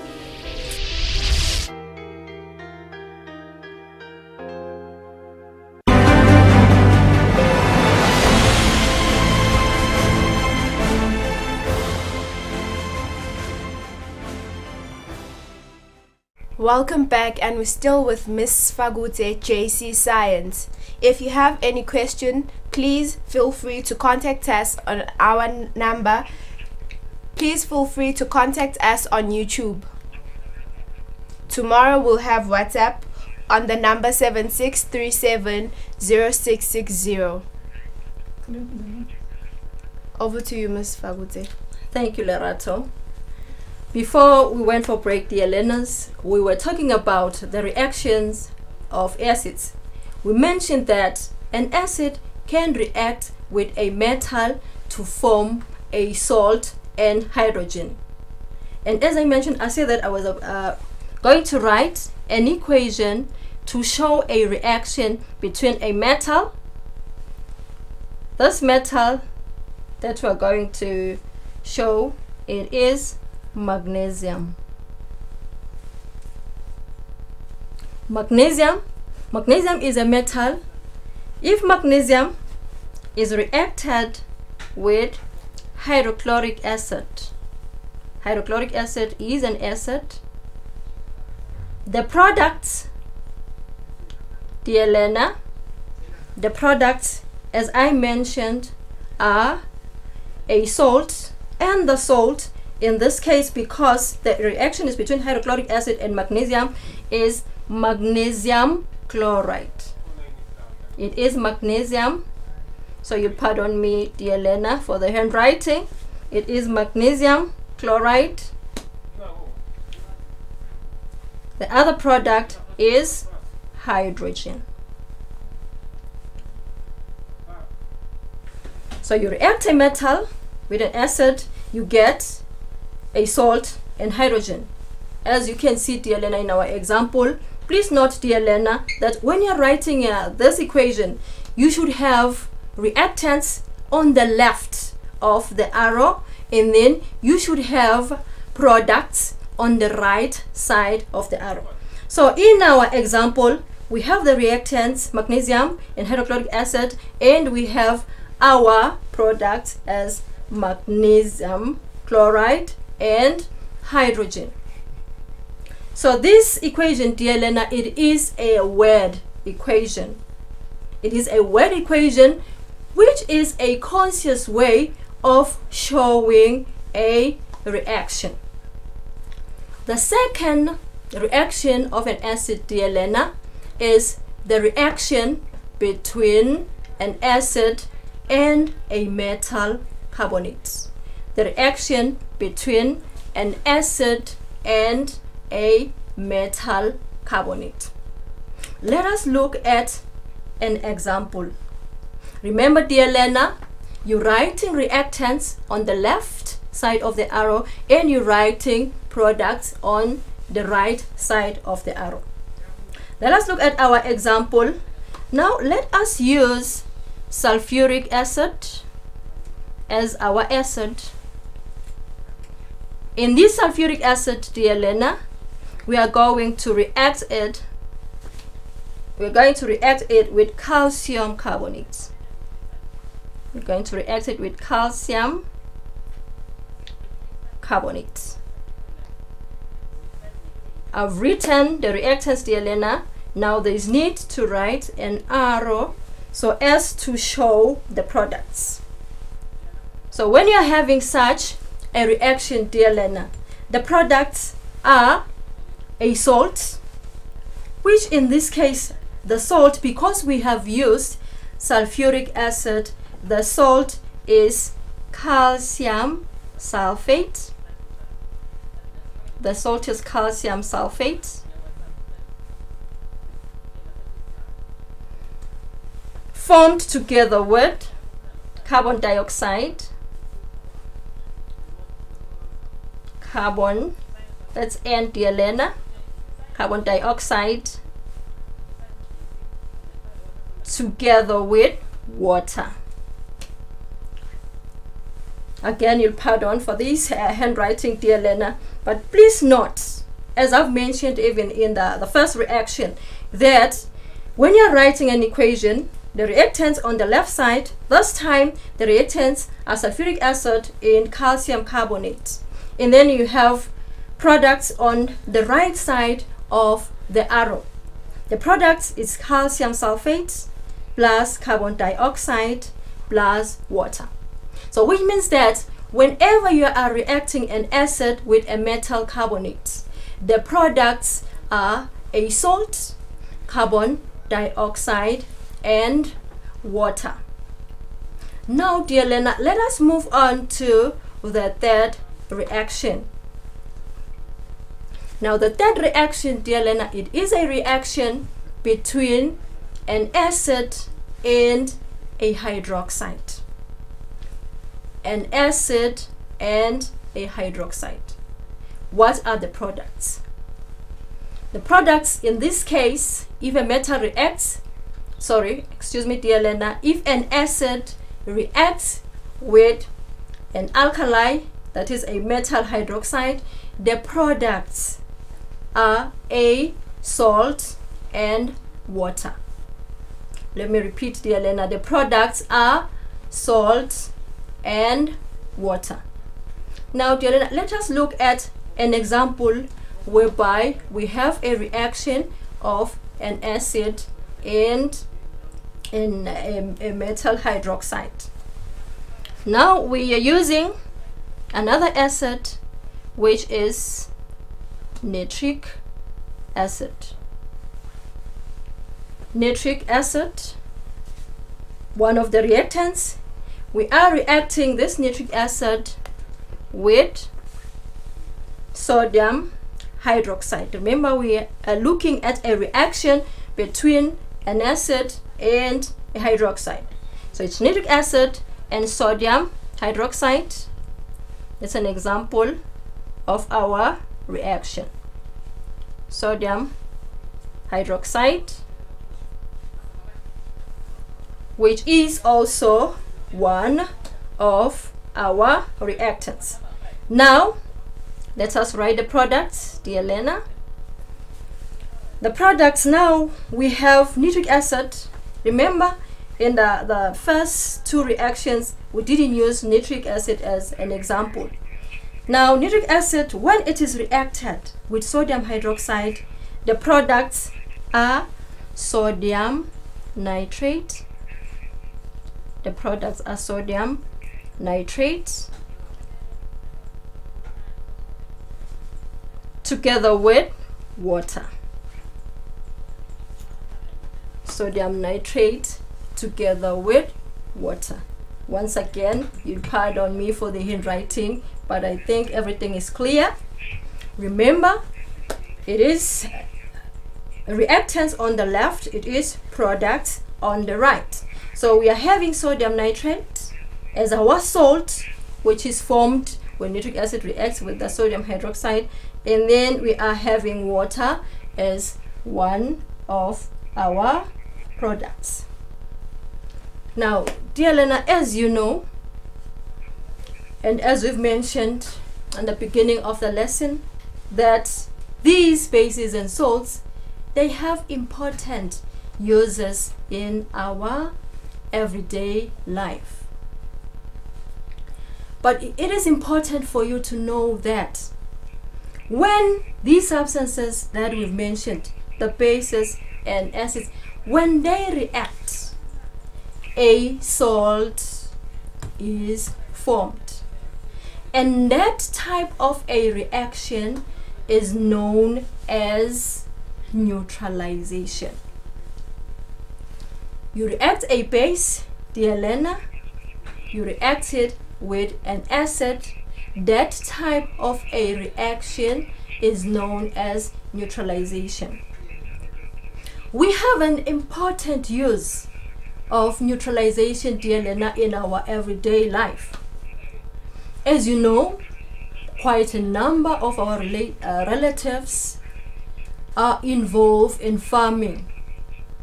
You know, dear Lena, we need to farm so as to have food. So most plants, dear Lena, you need to understand that they grow best when the pH value is close to 7. So which means that if it happens that the soil is acidic, there is a need to neutralize the soil. As we mentioned, if you can recall, dear Lena, that we said if a substance is neutral, the pH is supposed to be 7. So then one wonders as to how then can you neutralize an acidic soil. To neutralize an acidic soil, dear Lena, you can use lime. So if the soil is acidic, lime is added so as to neutralize the soil. So this is one of the applications, dear Lena, of neutralization, where there is an involvement of a reaction between an acid and a base. Remember the reaction, it is neutralization.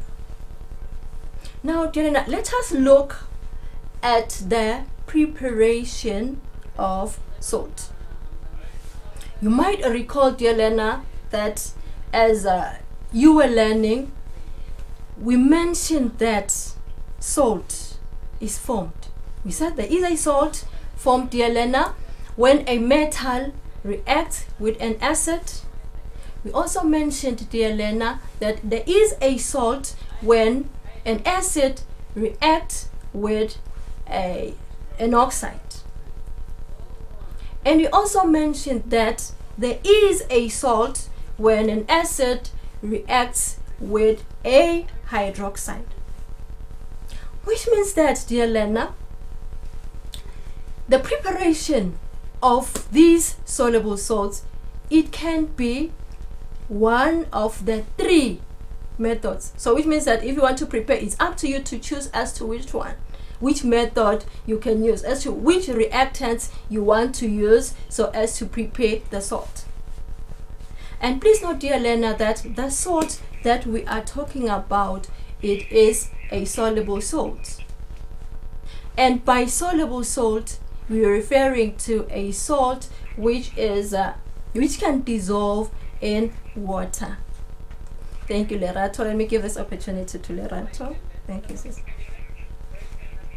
Thank you very much, ma'am. There's a question that says, please kindly repeat the reaction between an acid and a metal carbonate. Thank you, Lerato. As we've mentioned, dear Lena, we said that a metal carbonate, if it is reacted with an acid, the product, it is a salt, water, and carbon dioxide. Metal carbonate plus an acid, it is a salt, water, and carbon dioxide. We can quickly look at an example, dear Lena. Metal carbonate, we looked at we can look at copper carbonate. Oops, let me start afresh. Excuse me for that, dear Lena. Copper carbonate, we're reacting with an acid. As you haven't been specific as to the name of the acid, we can use any acid. This is O, dear Lena. Copper carbonate plus the acid, it is copper, sorry, it is hydrochloric acid. Hydrochloric acid. These are the reactants. Now the products, dear Lena, the products are copper chloride. It's copper chloride formed together with carbon dioxide, together with carbon dioxide and water. This is a plus, dear Lena, and water. You'll pardon me for the handwriting. It's copper carbonate plus hydrochloric acid. Copper carbonate being a metal carbonate, hydrochloric acid being an acid reacting. So the products which are formed there, it is copper chloride plus carbon dioxide plus water. Those 3 are products. Those 3 are products. Thank you, Lerato. I hope you are answered. Yes, ma'am. And there's another question which says, do acids show acidic behavior in the absence of water? In the absence of water, okay. Let me just define an acid. Probably you will be answered, dear Lena. An acid, it is a substance which releases hydrogen when put in water. It is a substance which releases hydrogen when put in water. So which means that when we're talking about acids, we're talking about solutions of pure compounds in water. I hope you are answered, Lerato. Yes, ma'am, I'm answered. Thank you for being with us and thank you for watching, viewers. Up next, my colleagues Nogwazi Dlamini will be presenting mathematics for Form 5 learners. Let's take a quick commercial break. COVID-19 is an infectious disease caused by a new coronavirus introduced to humans for the first time. It is spread from person to person, mainly through the droplets produced when an infected person speaks, coughs, or sneezes. These droplets can land in the mouths or noses of people who are nearby. These droplets are too heavy to travel far in the air. They only travel approximately 1 meter and quickly settle on surfaces. This is the reason person-to-person spread is happening mainly between close contacts. The exact time that the virus can survive on surfaces is not yet known. So it is wise to clean surfaces regularly, particularly in the vicinity of people infected with COVID-19. Hands touch many surfaces, which can be contaminated with the virus. You should therefore avoid touching your eyes, nose or mouth, since contaminated hands can transfer the virus from the surface to yourself. When coughing or sneezing, cover your mouth and nose with the bend of your elbow or use a disposable tissue. If a tissue is used, discard it immediately into a closed bin. The most effective way to prevent the spread of the new coronavirus is to clean your hands frequently with an alcohol-based hand rub or soap and water. This will eliminate the virus if it is on your hands.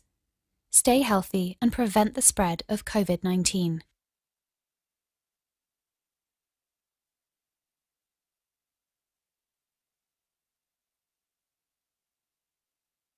Hands come in all shapes and sizes. Indeed, one of God's greatest inventions. It is amazing what you can do with those hands. But watch those hands. They can kill you. Wash your hands regularly with water and soap.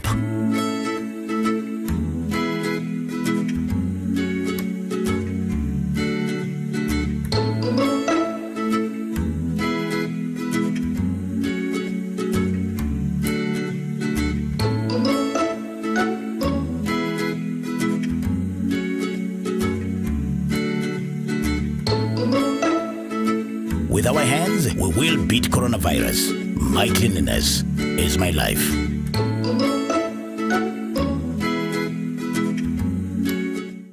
The basic protective measures against the new coronavirus. Wash your hands frequently and thoroughly with soap and water or use alcohol-based hand rub. Maintain social distancing. Maintain at least 1 meter distance between yourself and anyone who is coughing or sneezing. Avoid touching eyes, nose, and mouth. Hands touch many surfaces and can pick viruses. Once contaminated, hands can transfer the virus to your eyes, nose, or mouth. From there, the virus can enter your body and make you sick. Practice respiratory hygiene. Make sure you and the people around you follow good respiratory hygiene. This means covering your mouth and nose with your bent elbow or tissue when you cough or sneeze. Dispose the used tissue immediately. If you have fever, cough, and difficulty breathing, seek medical help early. Stay home if you feel unwell. Follow the directions of your local health authority. Stay informed and follow advice given by your healthcare provider.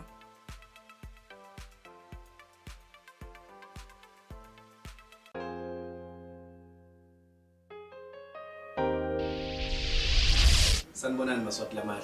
Libito lami ngingumbongeni ngwakambengu Sibongo. Ngikusebenta ngilapha eSwatini Observer. Kulomsebenzi wami ngikhanza ngokuthi ngisebenza kakhulu ngikuthinza emaphepha lafika ehhovisi lami. Kanti futhi sengikhanzene ukuthi ubuso bami ngiyathanda ukuthinza. Ngaleyo ndlela kufanele ukuthi ithala lami lihlale lihlobile ngaso sonke isikhathi.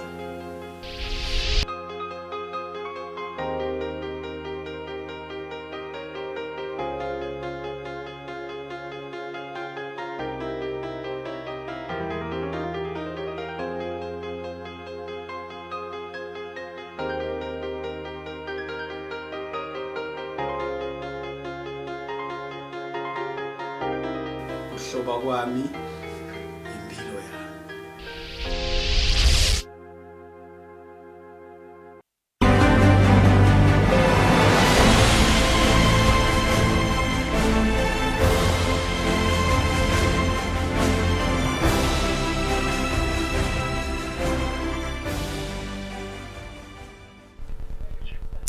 A very warm welcome back to Home Study, and for those who have just joined us, this is Home Study and a very good afternoon.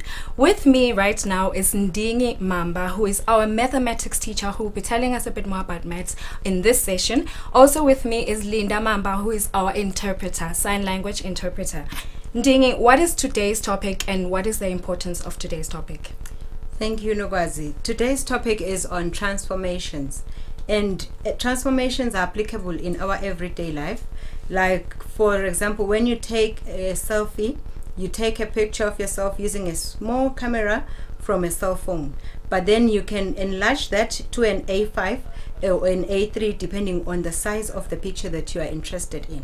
So that uses the principle of transformations. Okay. Not only that, you find that even in architecture, where we're dealing with drawings of structures, drawings of certain components, they draw to a smaller scale, but then when the actual product is made, it is bigger than the scaled diagram. Okay. What are you hoping to achieve at the end of this lesson? So by the end of the lesson, because it's a lesson that is designed for learners that are in Form 5, and probably those that are doing Form 4 can also benefit. So at the end of this lesson, we want the learner to be able to remember how to perform, identify, and describe transformations such as a stretch, such as a translation, a rotation, reflection, and an enlargement, because those are transformations that we cover in our junior syllabus, secondary syllabus. But then we are also going to introduce today another type of transformation, which we call the stretch. So a stretch transformation is going to be defined, and again we expect that at the end of the lesson the learner can be able to identify, if given to an object and its image, that this particular image is formed by a stretch transformation. And then moreover state or describe using what we call an invariant line and a stretch factor. Okay. All right, viewers, learners, can I also remind you that we are live on YouTube. We're also live on Facebook. If you have any questions, you can use those platforms to ask the questions that you have. Ndingi, I'm going to give it to you now. Thank you very much, Nogwazi. So we'll start off by looking at the transformations that I've just talked about. So we said a transformation has everything to do with either changing the shape, the size, or the position of an object. So in the transformations that we covered, we talked of a transformation that we called a translation. So a translation is one transformation that uses a translation vector, like the one that we are seeing right now. So we have an object which is triangle ABC there. So that is our object. And then the image of triangle ABC is this one. So you will see that the image is moved from the position of the object. It moves certain units to the left and it moves certain units down. So that is because our translation vector shows a -5, so which means a movement to the left, 5 units, square units, and then -6, which is a movement down 6 units. So another thing of importance to note in a translation is that now you will see that the object, which is ABC, our triangle, and the image are equal in size, and they are facing the same direction. So that is with our translation. And then the other transformation that we are going to remind ourselves on is reflection.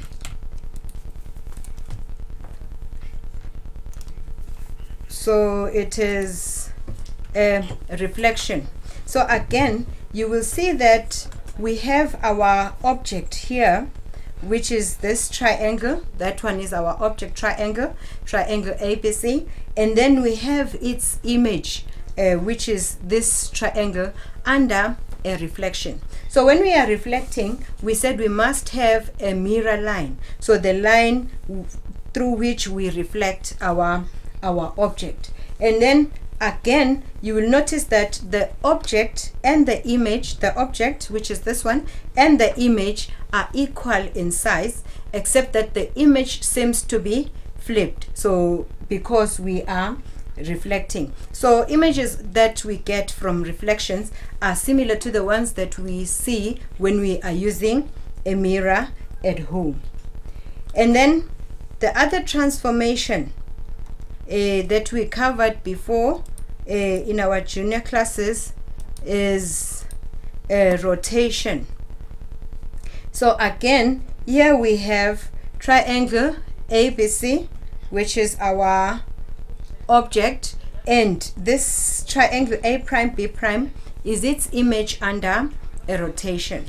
So in this particular case, we are told that this is a rotation about the center 0, 0 and at an angle that is -90. So it's important that when you are describing or when you are stating a reflection, you state the center of the reflection, you state the angle, and you state the direction in which the rotation, I'm sorry, it's not reflection, in which the rotation took place. So also in rotation, you will also notice that the shape and the size of the object and the image is maintained. So the shape is the same, the size is the same, and the direction is also the same. So it's just that now you will see that ABC, triangle ABC, has been rotated to get triangle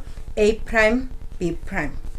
And then the other type of transformation that we talked about was enlargement. So in enlargement,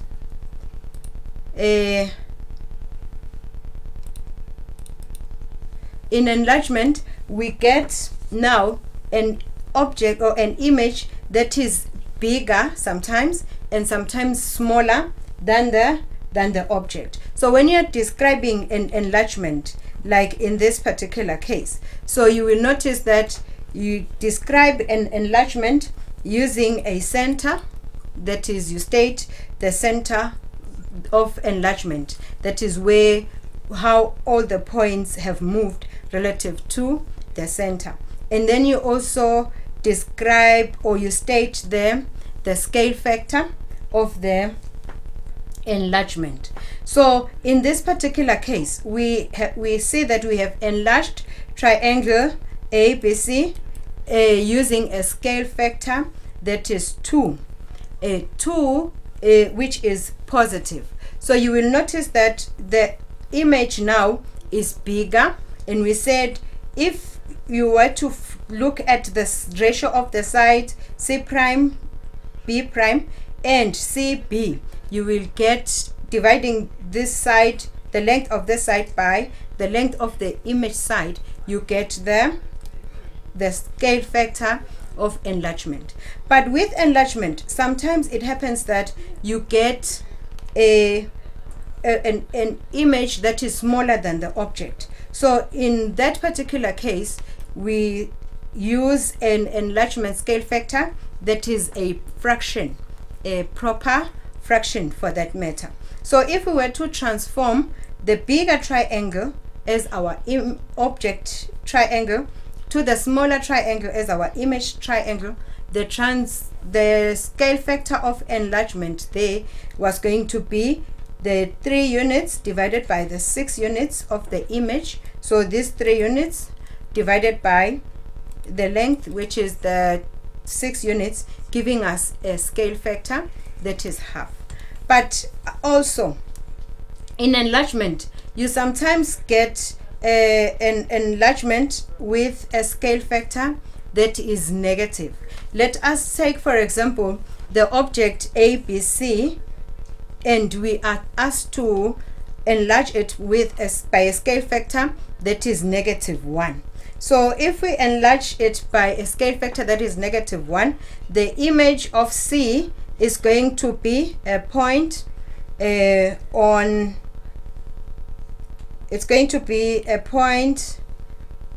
so the image of C is going to be at the point -1, -1, and then the image of B because when you enlarge, we say the object, the image and the object, they move along a straight line. The image of A is going to be at -4. It's going to be at -4, -5. Sorry for that. -4, -5. That is the point. And then the image of B is going to be at -1, negative. Ndingi, can I please, sorry, can I please interrupt you? Viewers at home, can we take a little bit of a breather? We'll be right back just after this. COVID-19 is an infectious disease caused by a new coronavirus introduced to humans for the first time. It is spread from person to person, mainly through the droplets produced when an infected person speaks, coughs, or sneezes. These droplets can land in the mouths or noses of people who are nearby.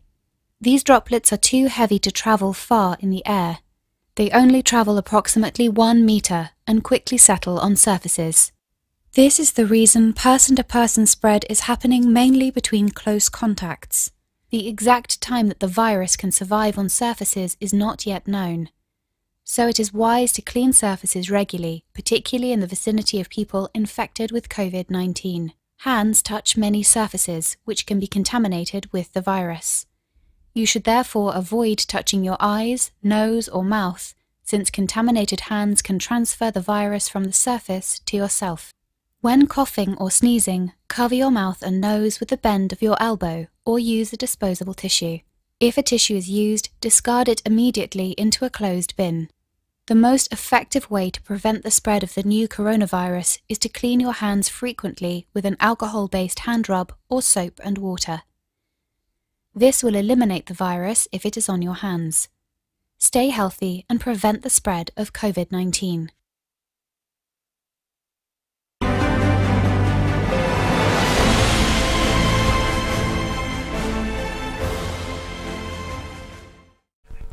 Viewers at home, welcome back to Home Study. Ndingi, I'm going to give it back to you. We'll continue with our lesson.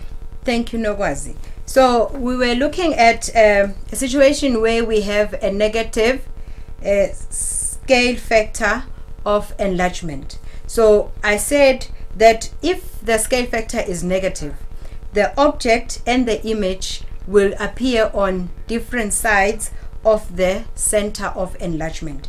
So we have our triangle object, which is ABC, which we want to transform using a negative scale factor, which is -1. So I was saying, because in enlargement, the points, we're still using the center of enlargement as our origin, that is 0, 0.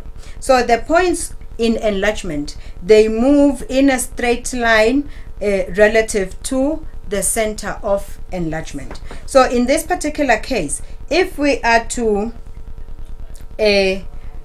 enlarge the triangle ABC, the image of C is going to fall on the point -1, -1. And then in a straight line again, the image of B is going to be on -1, -4. And then the image of point A is going to be at -4, -5.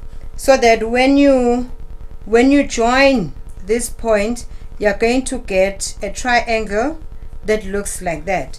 So this is a reflection of the triangle ABC under a transformation where now we have a negative scale factor.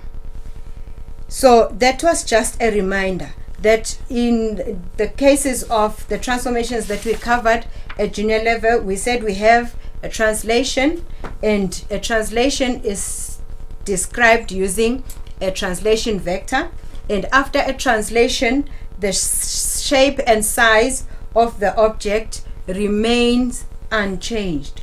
And then we also said another kind of transformation that we covered at junior level was reflection. So in a reflection, we said we must have a mirror line, a line of reflection. So when we are reflecting using a line of reflection, we said the shape and size are going to be the same. They will be maintained for the object and the image. And then what is going to change probably is the direction in which the image is facing. It will be as if it is flipped. So that was in the case of a reflection.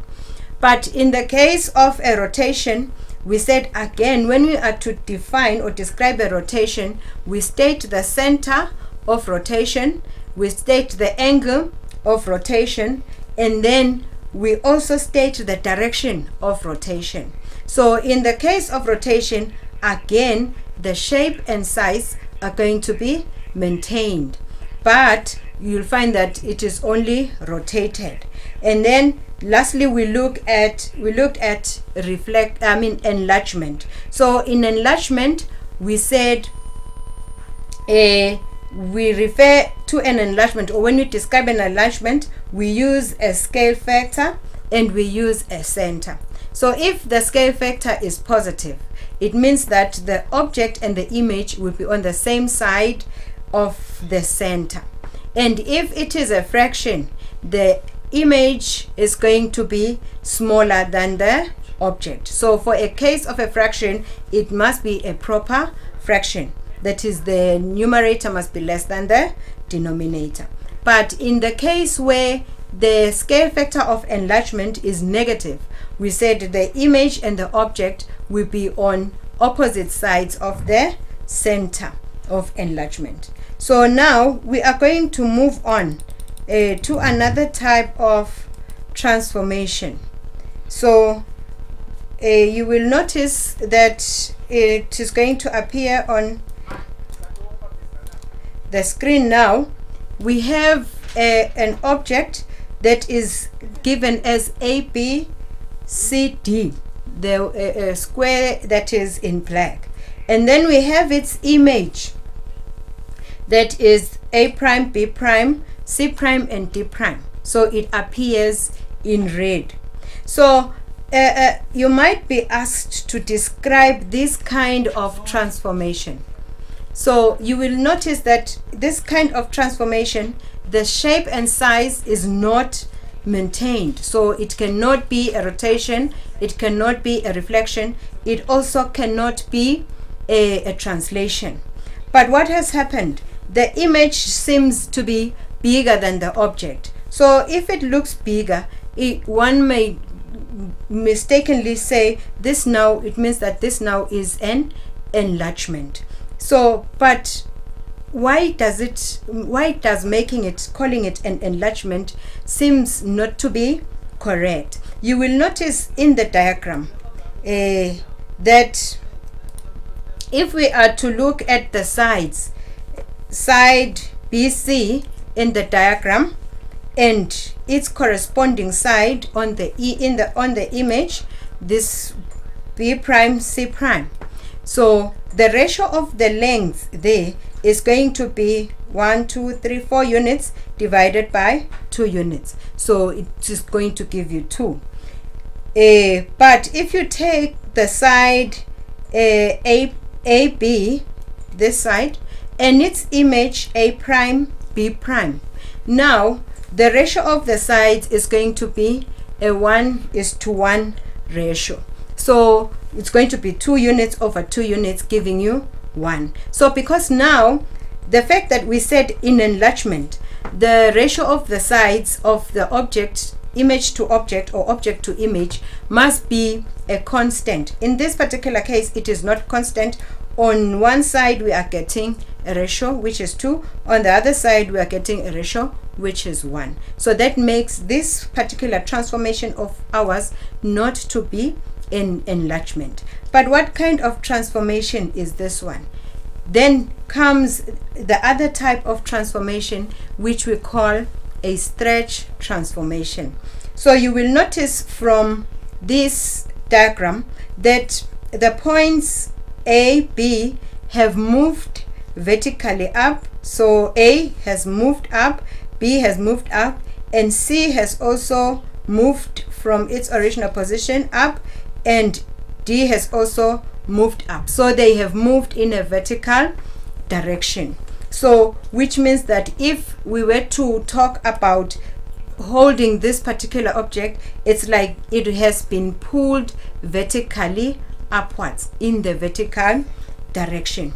So that is a stretch transformation. So a stretch transformation, it's one that you find that the object is made to be thinner, or it is made to be wider. But how do you now perform a stretch transformation?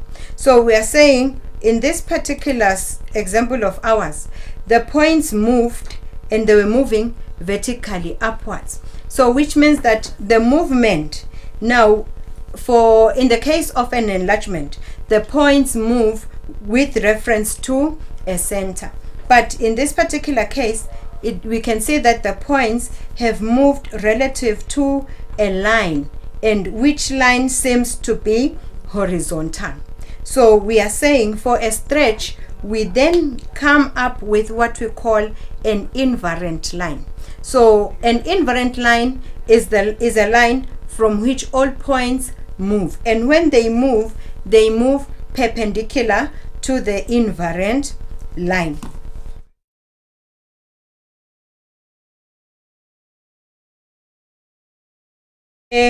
We are asked now to perform the transformation stretch, and we are to stretch a triangle with vertices LMN, and the vertex of L is 1, 1, coordinate of M is 4, 1, coordinate of N is 1, 3. And then we are asked to translate that using a stretch that has a stretch factor which is 2, and an invariant line which is y is equal to 0. So what we do then in that particular case, we are told that that is an invariant, that is a stretch. So we have a situation, we have our example here where we have stretched the triangle. How did we stretch triangle LMN to get its image L prime, N prime, and M prime? First, we need to identify. So we are told that the invariant line is the line y is equal to 0. So the line y is equal to 0 is the same as the x-axis. So the x-axis is our line y is equal to 0. So that the points now are going to move away from the x-axis. They will move perpendicular to the x-axis. And then it says there that in the question it says that our stretch factor is 2. So our stretch factor being 2, it means that we first have to look at the invariant line and then look at the coordinate or the distance of the point M from our invariant line. So because M is a square unit from the invariant line, it means that its image is going to move 2 units away from the invariant line. So because the stretch factor is 2. Same thing with point L.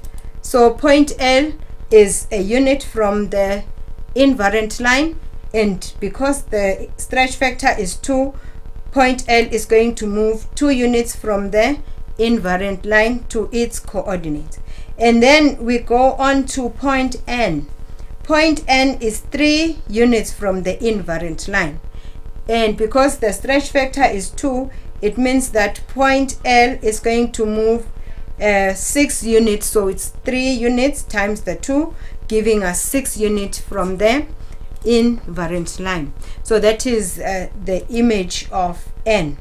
So you can say that now we have our image under the transformation stretch. So, and you will notice again, because we're told that the stretch factor is positive, all the points moved in the same direction. So they were moving both upwards. They are found, the image and object are found on the same side of the invariant line. So we will look at another situation. So what happens then if we are to ask now to transform the very same object LMN using a stretch factor that is 2, we still maintain the stretch factor 2, and an invariant line which is x, the line x is equal to 2. So you will notice that the line x is equal to 2. So we are going to do this one. The line x is equal to 2 is this line. It is the vertical line that cuts the x-axis at 2. So we are still maintaining the stretch factor, which is 2, positive 2. So how are the points going to move? So because we have identified our invariant line, we said if the stretch factor is positive, the points and its image are going to be on the same side of the invariant line. So that because this is point M, from the invariant line, M is 2 units. So its image is going to be 2 units times 2, and then we are going to get its image at that particular point, which is 6, 1. That is the image of M under the second transformation, or under the second stretch. And then L is 1 unit from the invariant line. How is L going to move? Students will mistakenly say because the stretch factor is 2, it means that L should move to the right. But that is not the case. We said for a positive stretch factor, the point and its image are on the same side of the invariant line. So if L is on the left hand side of the invariant line, its image is going to be 2 units from this invariant line to the left. So its image is going to be on the point 0, 1. So that is our image L prime. And then the image of N is going to be 0,3, because it is 1 unit also from the invariant line. So 1 times 2, because we are still using the stretch factor, which is 2. What we have changed now is the invariant line. So we said the invariant line now is found in, it is cutting the object at some point. So we get our image N prime prime. So that if we join the points, so this is our triangle, that is our triangle N prime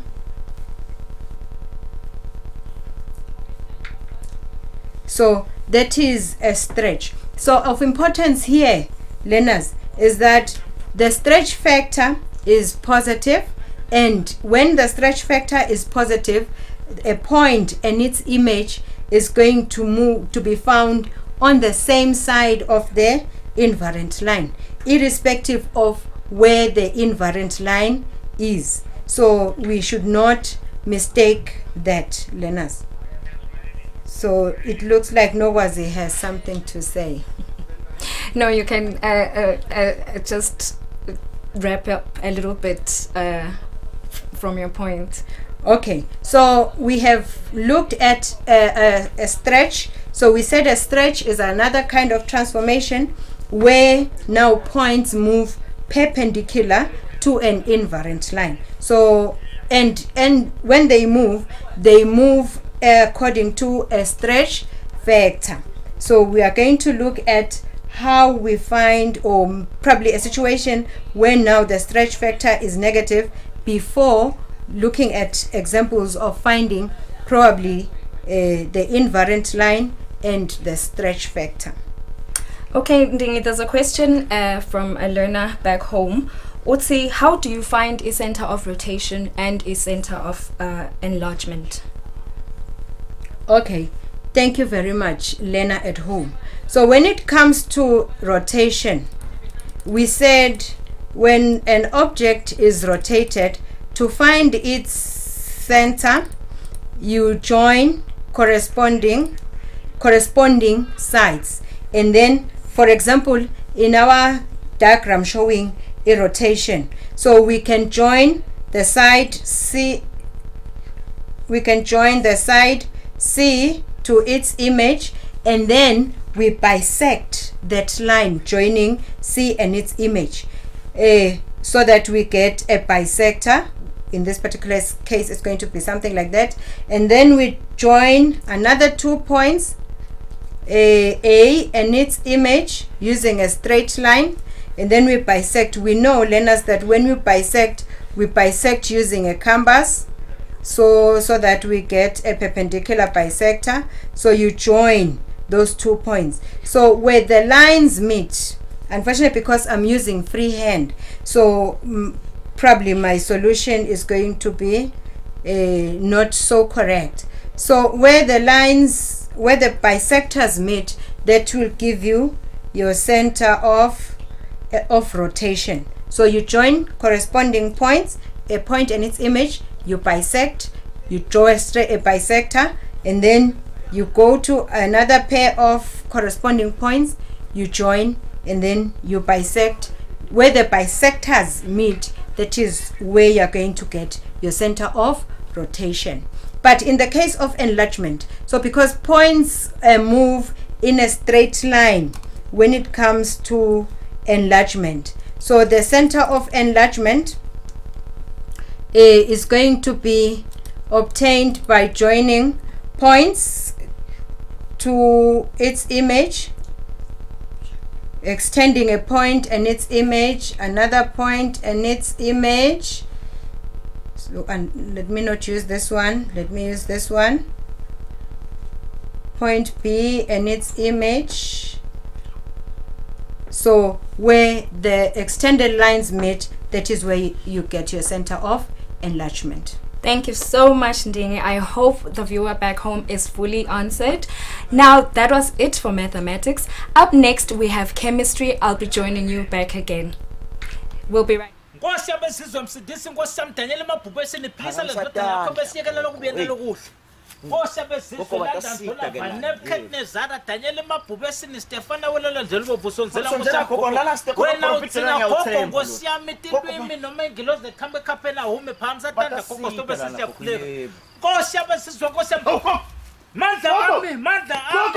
London fish Soko. I'm telling a man to follow. I'm telling a man. I am man for small. Gilos Yabes. I don't share on a wiki so. Gilos Nepketnes Zaria. A man take Maku. Yes, I Gilos Capri. When I'm telling small is half. Question them Saxon and Alomon. It's a million while I'm with Shagu to the man, Jalumjana. Lemandi lokhuluma into befana 70 kalenig ngiwisha kumangala ukuthi ukhonflo ngaphatha lomunye tandla ngathi gesi nekokong lapha spiritual not physical lethi tandla ta Gabriel ngilozi lenkulu lelela la wena mthana mina ngithinta ngumuntu ngimangaliswa ngilokho ngithenza nje la emadolobheni ndonke ndzawo donke kuyashunyayelwa smallisi ukuthi akugezwe tandla ungakathinti lokudliwako qala ngekugeza tandla ubuye endlini yangasese emthoyi nawubuya ugeza tandla ugeza kuntshintsha umntwana geza tandla angifaka nangilotho sithinta yena sithinta ungageza tandla mina ngelapha unani lapho ufuna kusikhulisa koko nami ngangeveritin koko bathi nana sifo nyalo bathi coronavirus koko COVID-19 bathi koko sihambiswa ukuthi abantu abageza tandla koko because lesifo lesinothimula siphuma lamaphephelethi aso koko ahlala katandeni sokuqhawula lo moya njanja manje bafuna igeza tandla namsakutheliliba every after 20 seconds you must wash your hands with running spitting water. uwasha tandla for 20 seconds. Yebo ufake amanti lahambako ufake nensipho. Yebo. Geza bese uyadomisa kahle le. Hayi Simolisi. Lokala iredo lendlulako. Emanti lakhe jimako nensipho. Yeah. Likhambi lelo kukhona ke into tethu thine lesifundzile Simolisi. Ha. Naku kwagogo naku. Hako fertilizer wagogo ngihle ngithi puthu. Ngithi wethu lokho fertilizer uyakubona. Hayi gogo. Sanitizer.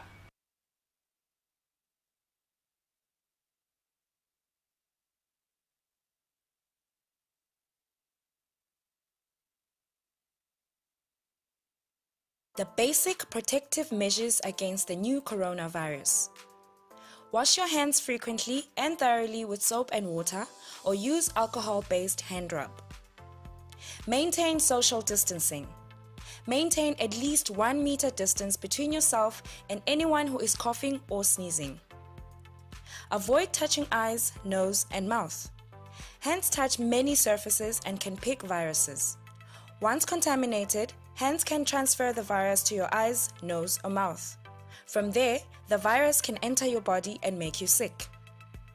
Practice respiratory hygiene. Make sure you and the people around you follow good respiratory hygiene. This means covering your mouth and nose with your bent elbow or tissue when you cough or sneeze. Dispose the used tissue immediately.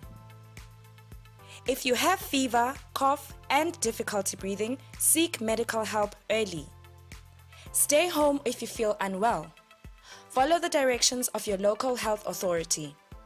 Stay informed and follow advice given by your healthcare provider.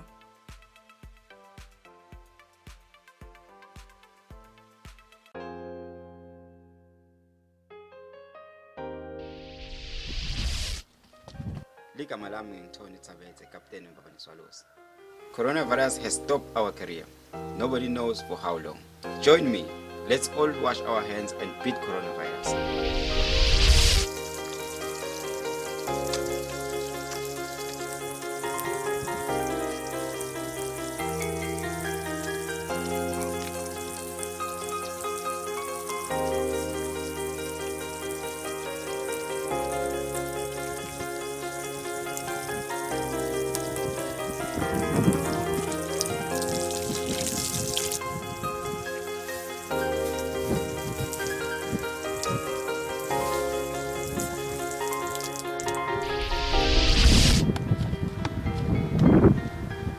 My cleanliness is my life.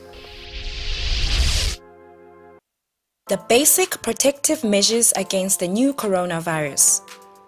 Wash your hands frequently and thoroughly with soap and water, or use alcohol-based hand rub. Maintain social distancing.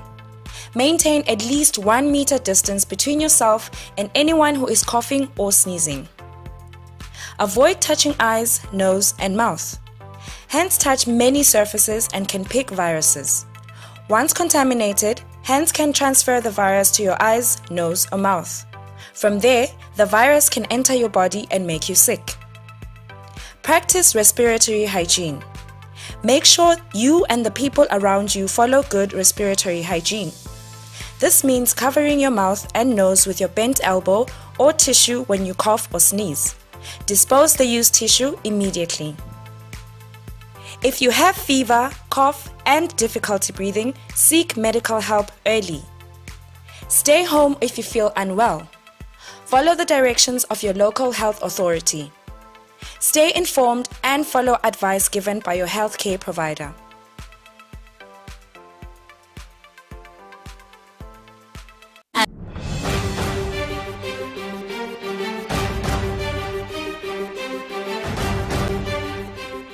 Nine bekunene live laseSwatini liyatimbandzakanya nemkhankaso welitiko letempilo namhlabuhlangene iWorld Health Organization wekugcina tandla tihlantekile ngaso sonke isikhathi kuvikela kulomkhuhlane lokhona weCoronavirus.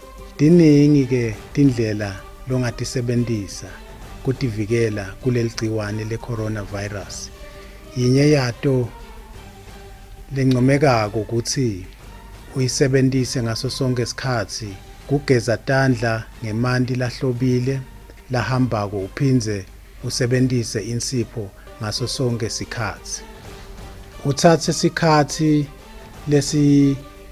lesinganga 20 seconds kuya ku 40 seconds solo utigezisisa letandla, noma ke usebentise isanitizer nangabe emanti angekho dutane nawe. Litiko letemphilo likanye namhlabuhlangene liluleka kakhulu sive ukuthi silandzele nati tinyathelo kuze kuthi tandla tihlale tigcinekile tihlobile ngaso sonke isikhathi. Kumele umandise tandla takho ngemanti lahambako, ushikishe insipho etandleni takho. Yenda siciniseko sekuthi ushikisha totimbili tandla ngalokwanele. Sandla sekudla sishikishe ngetulu kwesandla sesencele. Naso sesencele sishikishe sandla sesekudla. Utisebentise totimbili tandla kuze kuthi ugezeke kahle ngalokuphelele. Ushikishe insipho emkhathini weminwe yakho netandla totimbili. Uchubeke ushikishe ngemuva kweminwe yakho kuto totimbili tandla. Chubeka ushikishe tithupha totimbili shengathi uyatishwila. Usebentise iminwe yakho lesonzelene. Shikisha sandla emkhathini. Kubomake noma ke labo labanetingalo letinze kufanele bashikishe letingalo kuze kuthi emagciwane langabe ahleti khona nawo akhone kugezeka kahle ngalokuphelele. Utiyakade tandla ngemanti lahambako, tesule tome tandla ngetissue noma ke ngendvangu lehlobile. Uphindze usebentise itissue noma indvangu kuvala impompi. Yenda siqiniseko sekulahla itissue endzaweni lapho ingeke kube lula khona ukuthi umuntu ayithinze. Nawe ungahlala unetandla letihlobile njalo njalo. Nginxusa onke eMaswati ukuthi asukumele etulu. Sihlanganyele kulomkhankaso wekugcina tandla tihlantekile kuze kuthi sitawuvikela lesifo singasingeni kalula sisive. Siphindze sikhutsate bekunene ukuthi nebantwana labancane basitakale basitwe ngilabadzala ukuthi bagezisise tandla tabo tihlale tihlobile. Lokho kube ngumsebenzi wabo labadzala ukuhlala bahlobise abantwana babagezisise tandla kuze kuthi kungabi lula ukuthi bantwana bangenwe ngulomkhuhlane we-coronavirus. Kuhloba kwami yimpilo yami. Siyabonga.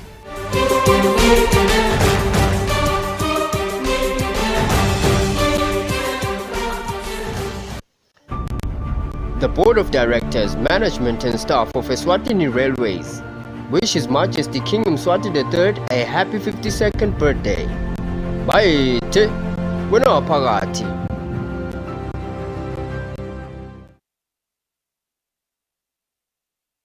COVID-19 is an infectious disease caused by a new coronavirus introduced to humans for the first time.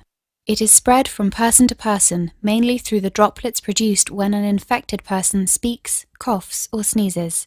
These droplets can land in the mouths or noses of people who are nearby. These droplets are too heavy to travel far in the air. They only travel approximately 1 meter and quickly settle on surfaces. This is the reason person-to-person spread is happening mainly between close contacts. The exact time that the virus can survive on surfaces is not yet known. So it is wise to clean surfaces regularly, particularly in the vicinity of people infected with COVID-19. Hands touch many surfaces, which can be contaminated with the virus. You should therefore avoid touching your eyes, nose, or mouth, since contaminated hands can transfer the virus from the surface to yourself. When coughing or sneezing, cover your mouth and nose with the bend of your elbow or use a disposable tissue. If a tissue is used, discard it immediately into a closed bin. The most effective way to prevent the spread of the new coronavirus is to clean your hands frequently with an alcohol-based hand rub or soap and water. This will eliminate the virus if it is on your hands. Stay healthy and prevent the spread of COVID-19.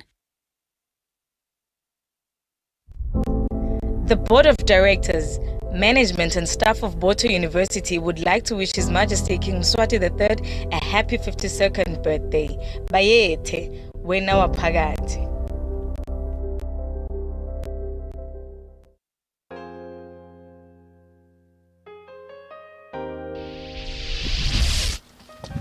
Ligama lami ngithoni Tsabetse, Captain Mbabani. Coronavirus has stopped our career. Nobody knows for how long. Join me. Let's all wash our hands and beat coronavirus.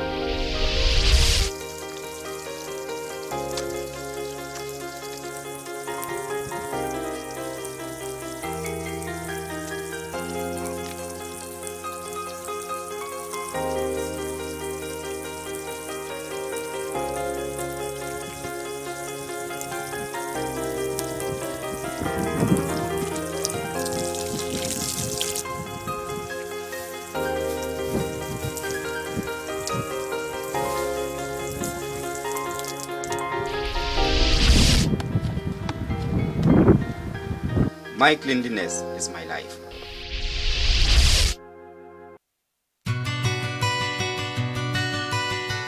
The Board of Directors, Management and staff of Vision Care would like to wish His Majesty King Mswati III a happy 52nd birthday. Bayethe, wena waphakathi.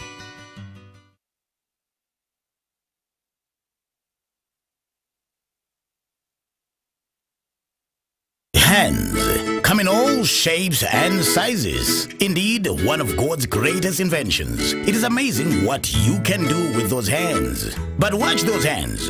They can kill you. Wash your hands regularly with water and soap.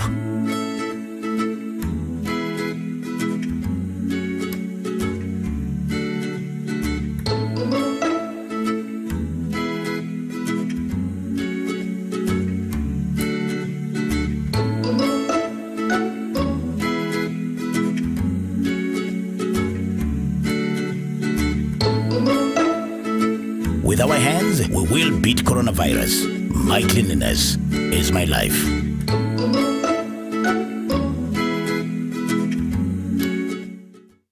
Nkosi yabesizwe msidisi Nkosi yamdanyela emabhubhu esiniphisa lezibhedlela yakho besiyekela lokubuyela lokuhle. Nkosi yabesizwe landandula vanepketnezara danyela emabhubhu esini Stefana welelo ndlela bobusonzela wena utsina khokho Nkosi yami tilwimi noma ingilozi nekhambe khaphela hume phamsa tanda khokho stobe sisiyakhuleka. Nkosi yabesizwe Nkosi mandla wami mandla ami London fish Nkosi mthele ngamanti mfana mthele ngamanti hayi amanti ngivuse esimolise ngilozi yabezizwe ngishaya kana wekiso ngilozi nebketnezaria emanti akhe makhulu kakhulu shaka ngilozi Gabriel wena ngithemba mprofita siyamthemba simolise msakuthinthana nalo ngahafu lo khweshelele msakuthinthana nalo muntu ngithi mina nangiwala angiwiswa ukuthi unemandla lo mntana lo lamandi lokhuluma ngayo into lebefanele ayisebenzise ekuqaleni ngiwiswa kumangala ukuthi ukhona umfulo ngaphatha lomunye etandla ngathi gesi mina gogo ngilapha spiritual not physical lethi tandla ta Gabriel ngilozi lenkulu lalela la wena mthana mina ngithinjwa ngumuntu ngumangaliswa ngilokho ngithenisa nje la emadolobheni ndonke ndzawo donke kuyashunyayelwa simolise ukuthi akugezwe tandla ungakathinti lokudliwako qala ngekugeza tandla ubuya endlini yangasese emthoyi nawubuya ugeza tandla ugeza kuntshintsha umntwana geza tandla angifaka nangiloto sithinta yena Sinjalani ungageza tandla mina ngelapha unani wena lapho ufuna kusikhulisa koko nami ngangeveritin koko bathi nana sifonyalo bathi coronavirus koko COVID-19 bathi koko sihambiswa ukuthi abantu abageza tandla koko because lesifo lesinothimula siphuma lamaphepheni aso koko ahlala katandeni sokuqhawula lo moya njanja manje bafuna ukugeza tandla namsakutheliliba ukuthi ungasinzi ungageza tandla ileke lokuthi every after 20 seconds you must wash your hands with running speeding water shothi uvele enye red uwasha tandla for 20 seconds yebo ufake amanti lahambako ufake nensi yebo geza bese uyadomisa kahle le hayi simolisi lokulalela red dole endlulako emanti lakhe chimako nensi Yeah. Likhambi lelo kukhona ke indoda ethu uthine lesifundzile esimolisi. Naku kwagogo naku. Hako fertilizer wagogo ngihle ngithi puchu. Ngithi wethu lo fertilizer uyakubona. Hayi gogo. Sanitizer.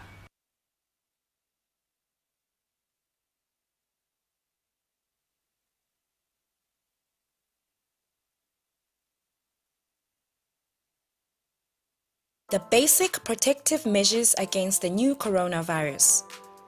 Wash your hands frequently and thoroughly with soap and water, or use alcohol-based hand rub. Maintain social distancing. Maintain at least 1 meter distance between yourself and anyone who is coughing or sneezing. Avoid touching eyes, nose, and mouth. Hands touch many surfaces and can pick viruses. Once contaminated, hands can transfer the virus to your eyes, nose, or mouth. From there, the virus can enter your body and make you sick. Practice respiratory hygiene. Make sure you and the people around you follow good respiratory hygiene. This means covering your mouth and nose with your bent elbow or tissue when you cough or sneeze. Dispose the used tissue immediately. If you have fever, cough, and difficulty breathing, seek medical help early. Stay home if you feel unwell. Follow the directions of your local health authority. Stay informed and follow advice given by your healthcare provider.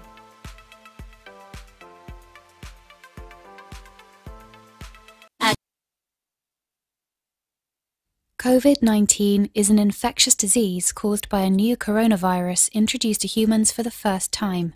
It is spread from person to person, mainly through the droplets produced when an infected person speaks, coughs, or sneezes.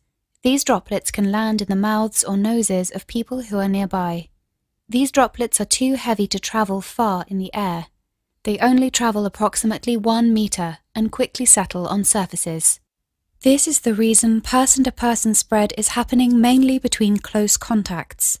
The exact time that the virus can survive on surfaces is not yet known.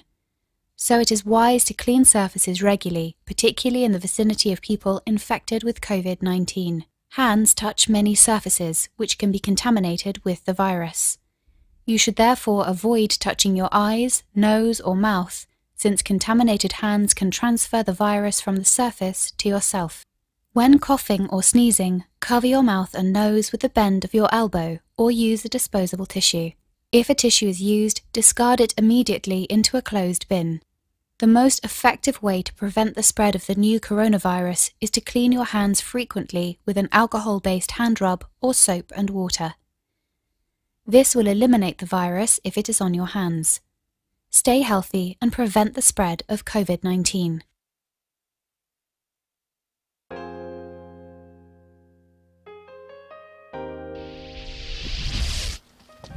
Ligama lami ngithola Captain Swallows.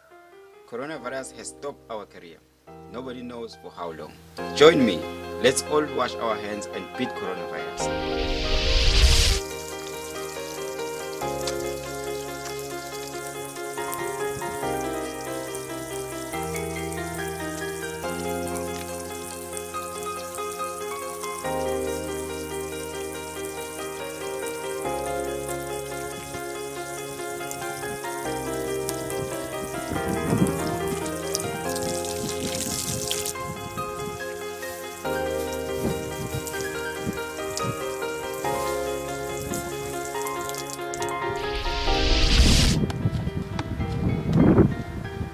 My cleanliness is my life.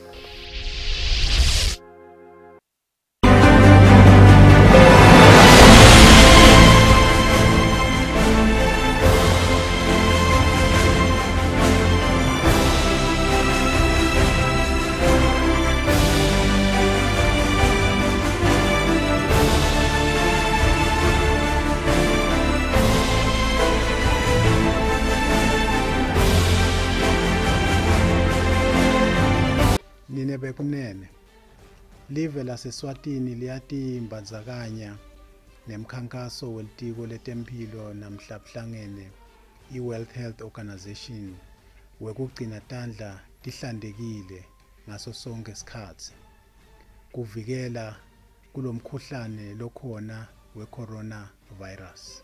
Tiningi ke tindlela longatisebentisa kutivikela kuleli gciwane le-coronavirus.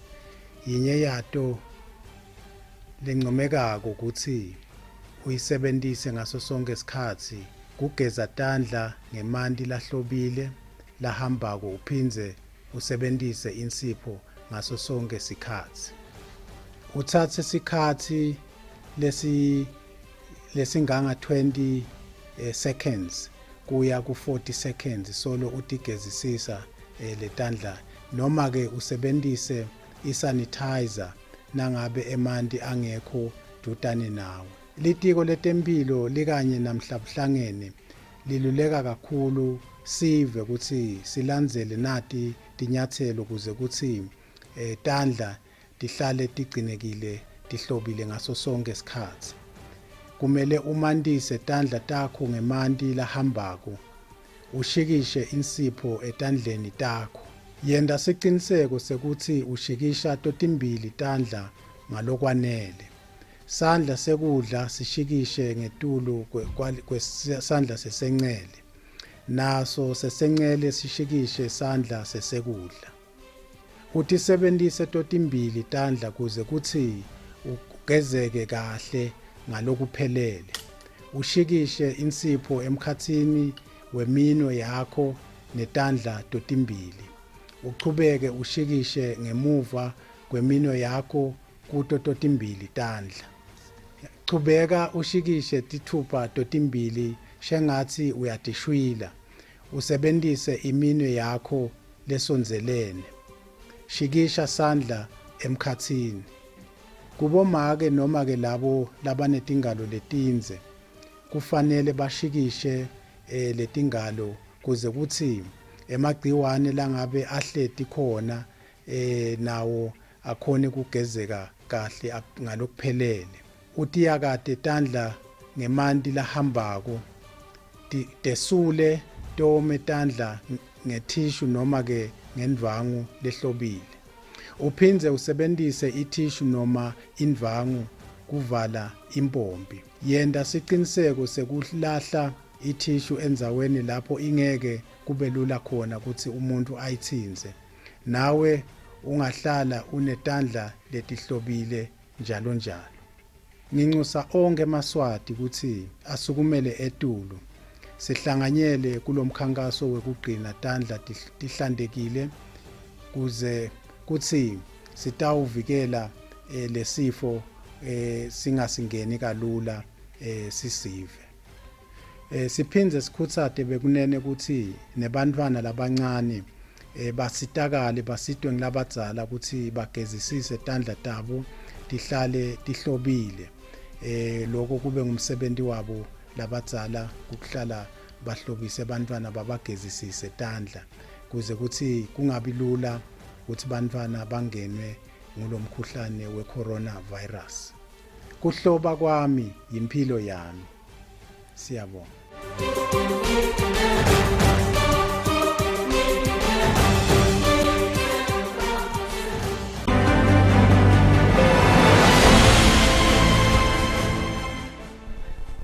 Viewers, welcome back. You are still tuned in to Home Study.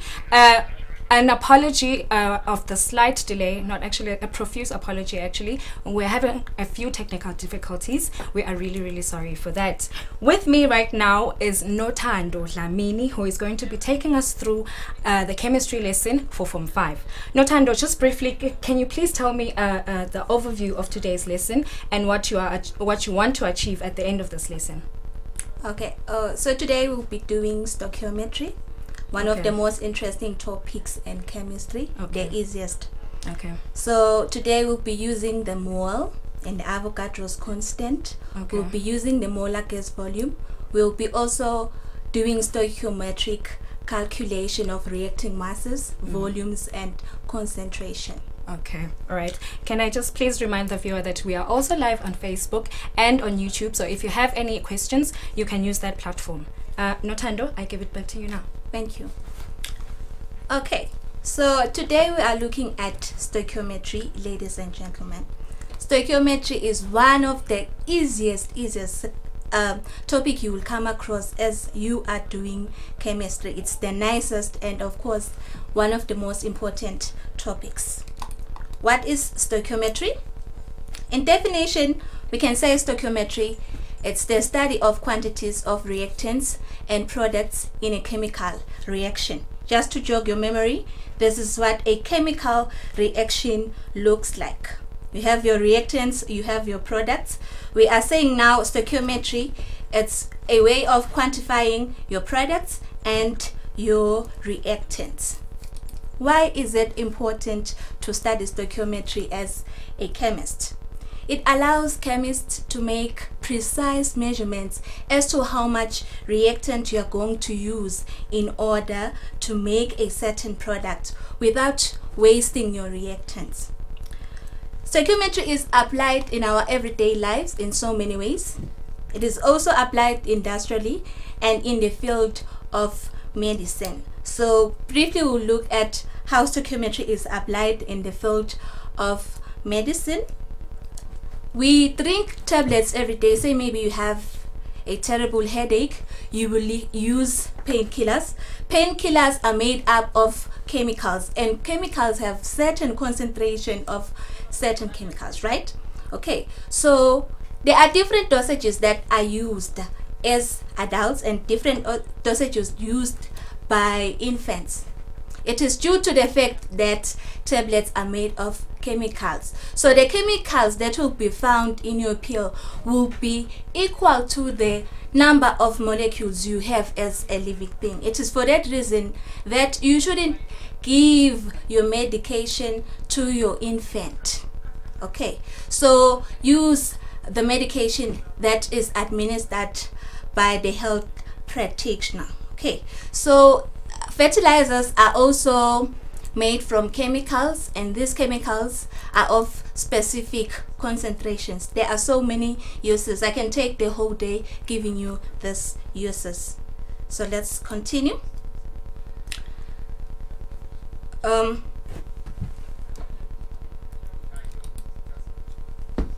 In chemistry, time and again, you will find that you will have to quantify reactants and products. And these are expressed in masses of grams, moles, and units of volumes. Okay, so in order to understand stoichiometry better, there are concepts that you need to have a clear understanding of. One, the periodic table, basic mathematics, since there will be unit conversions, use of a scientific calculator, use of symbols of elements to write formula of compounds, writing balanced chemical equations, giving certain information, defining terms such as AR, MR, and RFM. We'll talk about them a bit later.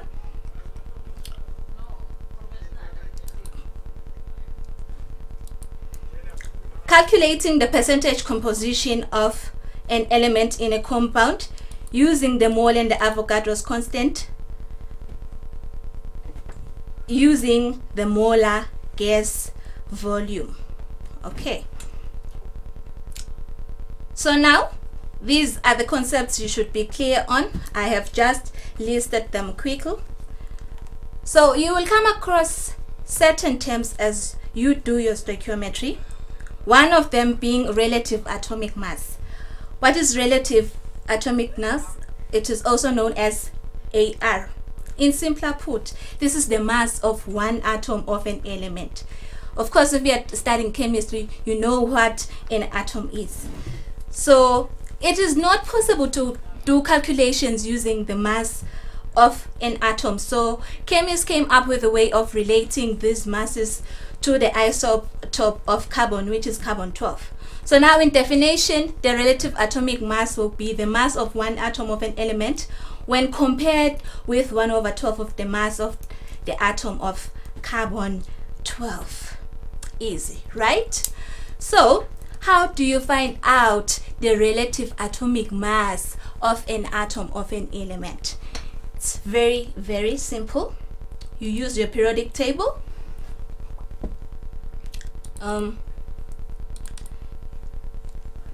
Our table, as scientists. This is how the periodic table looks like. Okay, let's say maybe you want to know the relative atomic mass of an atom of oxygen.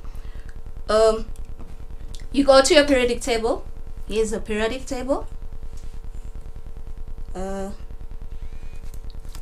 This is your oxygen. Then next to the oxygen, you will see that you will have two numbers, a larger value, the nucleon number, and then you have a smaller value, the 8 there, which is the atomic number. What we take as our relative atomic mass will be the larger number. Okay, this one, the 16. So that is your relative atomic mass. So you use the same principle to find out the relative atomic mass of all the elements in the periodic table. It's quite easy. So the relative atomic mass, for example, of fluorine, you know the symbol for fluorine there, it's going to be 19. Simple. Okay, so relative, because it's relative, there are no units. Okay, it's relative, so there's no way you could have units right about there.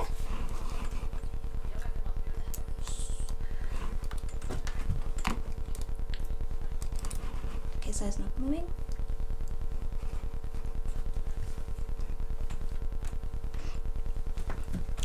So let's continue with our lesson. We now know how to find out the relative atomic mass of an atom of an element. So there are other terms. There are other terms such as relative molecular mass. In short, MR. What is MR? MR, it's the mass. In simpler put, it's the mass of molecules. You already know examples of molecules. One of them is carbon.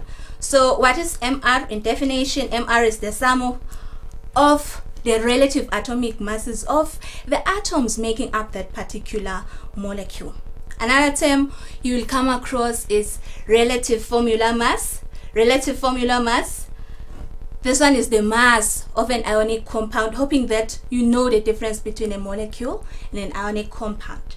An example of an ionic compound being magnesium oxide. So what, in definition, what is relative formula mass? It is the mass. It is the sum of the relative atomic masses, represented as AR, of the atoms making up the compound. Okay. So now let's do examples. Calculate the RFM of magnesium oxide. Obviously, like I said, you need to know how to write the molecular formula of magnesium oxide. It's there for you. This one. You have the formula there. So simple. You go to your periodic table. You look at the atoms making up this particular compound, magnesium and oxygen. Okay, so you're going to go to your periodic table, get the relative atomic mass of magnesium, get the relative atomic mass of oxygen, then sum up. You get your answer. It's 24 plus 16, which is equal to 30. Okay, next example, calculate the MR. Calculate the MR for carbon dioxide. MR, remember, MR represents relative molecular mass. Okay, so again, you look at the atoms making up this compound. You look at the atoms making up this compound. We have carbon, we have oxygen. So we have 2 atoms of hydrogen. Please note that. So we are going to calculate it thus. We're going to say 12, which is the AR for carbon, plus 16. Now there are 2 atoms of 16 in this compound, so we're going to multiply the 16 by 2. We get 44. Easy. Okay, note that these are relative, so there will be no way you will have units. Okay, so there are no units for relative atomic mass, relative formula mass, and relative molecular mass. Okay.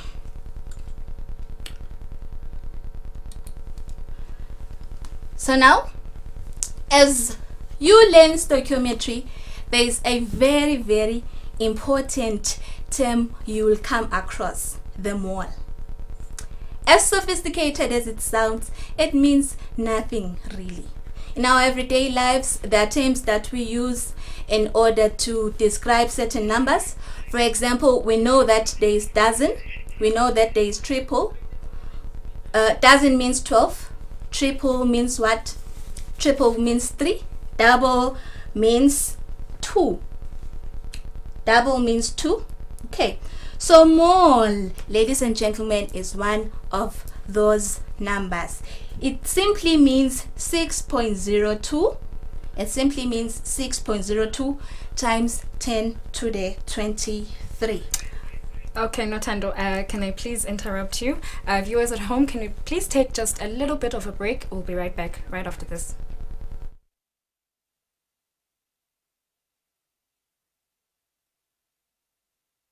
Hands come in all shapes and sizes. Indeed, one of God's greatest inventions. It is amazing what you can do with those hands. But watch those hands. They can kill you. Wash your hands regularly with water and soap.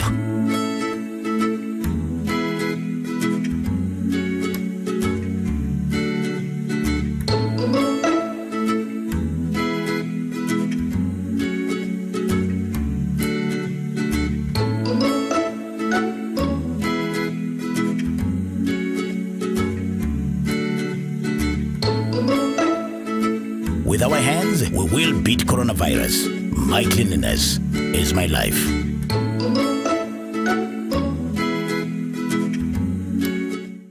The basic protective measures against the new coronavirus. Wash your hands frequently and thoroughly with soap and water, or use alcohol-based hand rub. Maintain social distancing. Maintain at least 1 meter distance between yourself and anyone who is coughing or sneezing. Avoid touching eyes, nose, and mouth. Hands touch many surfaces and can pick viruses. Once contaminated, hands can transfer the virus to your eyes, nose, or mouth. From there, the virus can enter your body and make you sick. Practice respiratory hygiene. Make sure you and the people around you follow good respiratory hygiene. This means covering your mouth and nose with your bent elbow or tissue when you cough or sneeze. Dispose the used tissue immediately. If you have fever, cough, and difficulty breathing, seek medical help early. Stay home if you feel unwell. Follow the directions of your local health authority. Stay informed and follow advice given by your healthcare provider.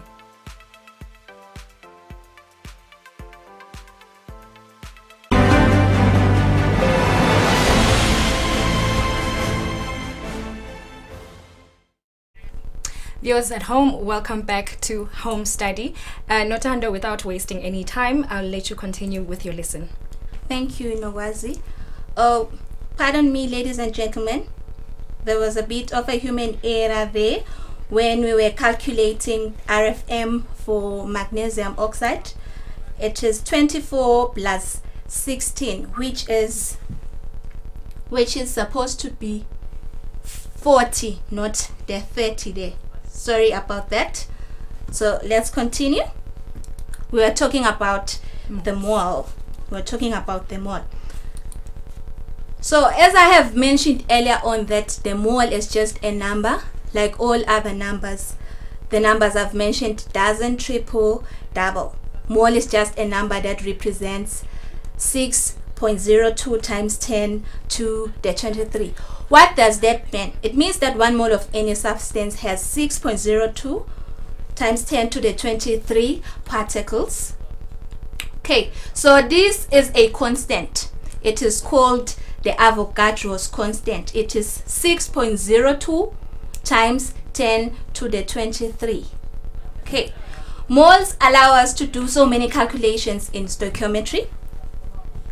There are a number of formulas that are used in stoichiometry which relate to the mole. Okay,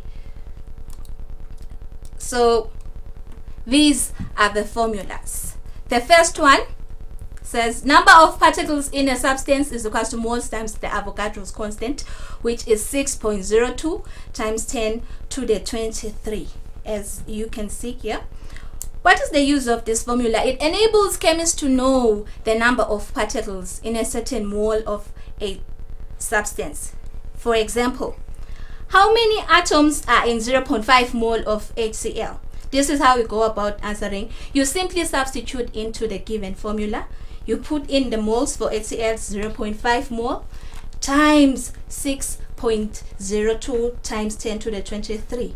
You use your scientific calculator to be more precise. So you'll get your answer 3.01 times 10 to the 23. Okay. So when you are doing chemistry, it's obvious that you also take a class in mathematics, so you can play around with formulas.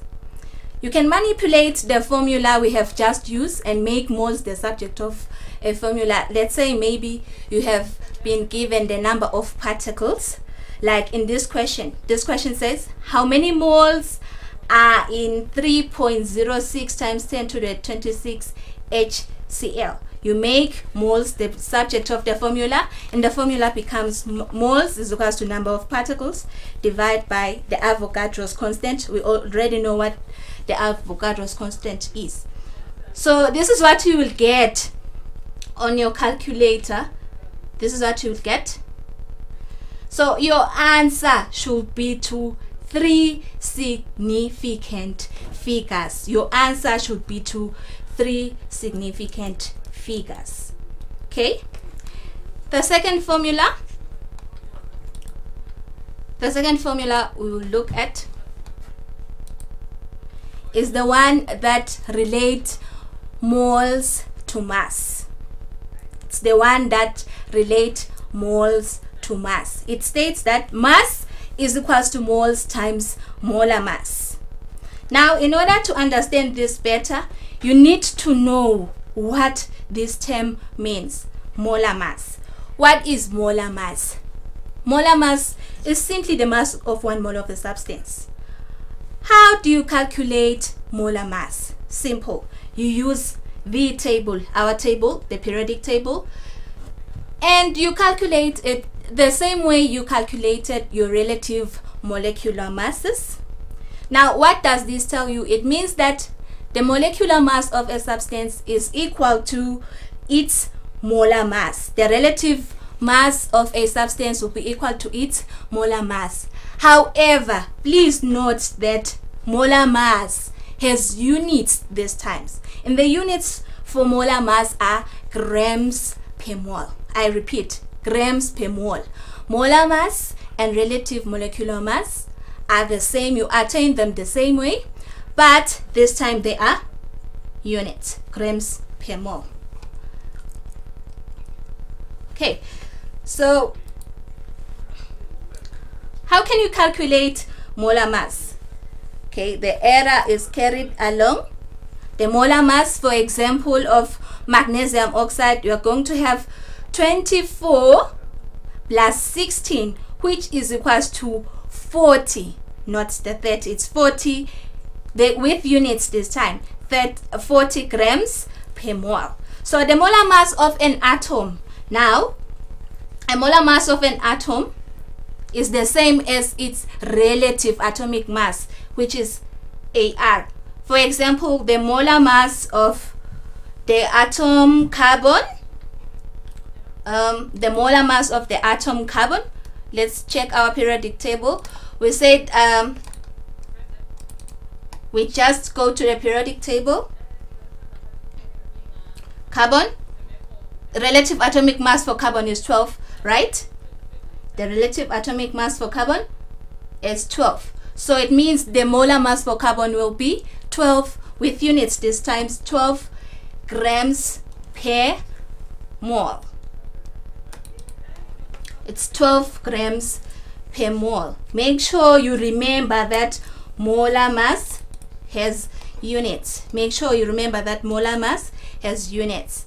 Okay, so let's relate let's go back to our equation and relate moles to mass. We say in order to attain the mass of a reactive substance, it's moles times the molar mass, which we have just discussed as how to attain it. Okay, so now you might come across a question that requires you to calculate mass and you are given moles of that particular substance. For example, we have this question here that says calculate the mass contained in 2 moles of Mg. Okay, so you know your formula. Your formula says mass is equals to moles times molar mass. We are given moles here, so we are going to say mass is equals to given moles times molar mass. We calculate molar mass using the periodic table. Okay, magnesium has the molar mass of 24, so it's 24 grams per mole times 2 mole, which will simply give you 40 grams. Units cancel out. Units cancel out. Your moles will be cancelled, and they will cancel the other mole on the other side. So our answer is going to be 48 grams. Okay, so again you can play around with this formula. Say maybe you are given mass, you are given mass. Now you are required to calculate the moles. Like in this question, it says how many moles are in 30 grams of HCl. So you have been given the mass, you make moles the subject of the formula. So your formula will be moles is equals to given mass divided by molar mass of HCl. Okay, so you're going to have 30 grams divided by 36.5 grams per mole. So this is how your answer will appear on your scientific calculator, and you round it up. It's 0.822 moles. Easy, right?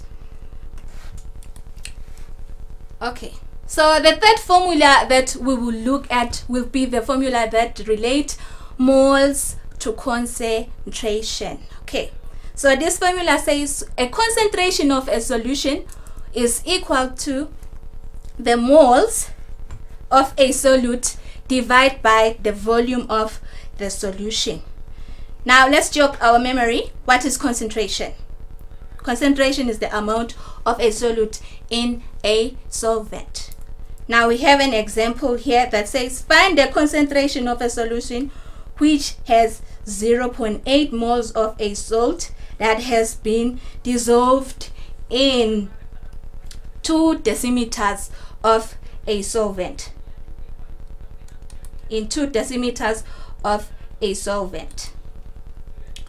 Okay, so the answer here, I would love it if you guys can try and find it out along with me.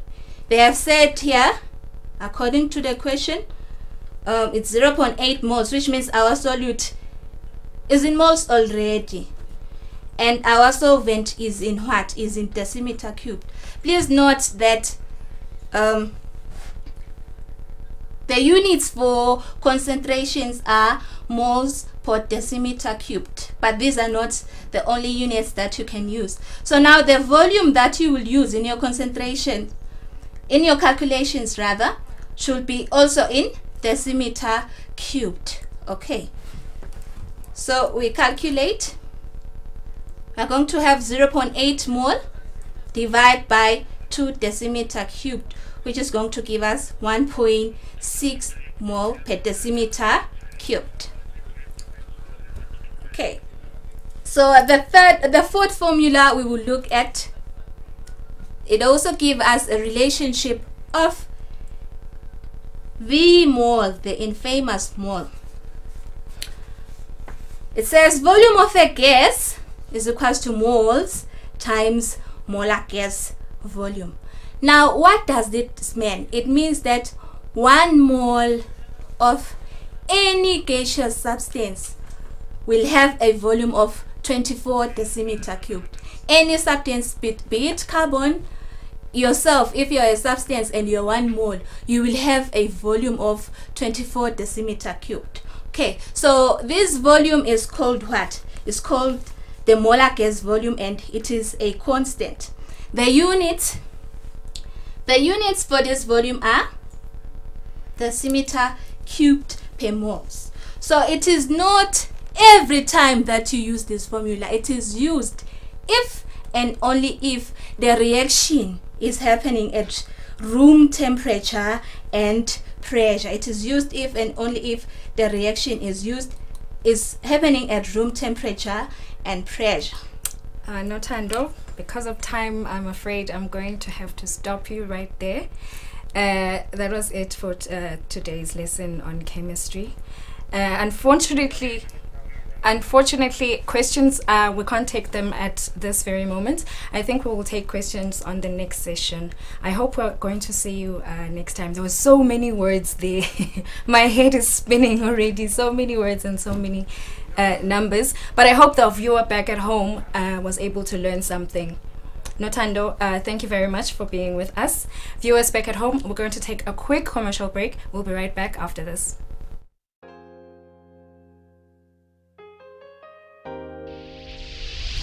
Lona ngulezinkosi indvuna yetempilo. Lamuhla ngiyachubeka ngosata sive sigeze tandla ngemanti lahlobile nesipho. Noma ngiyiphi isipho lekhona ekhaya. Geze tandla takho. Ngisho ukuthi tandla takho utigeza yonke indzawo.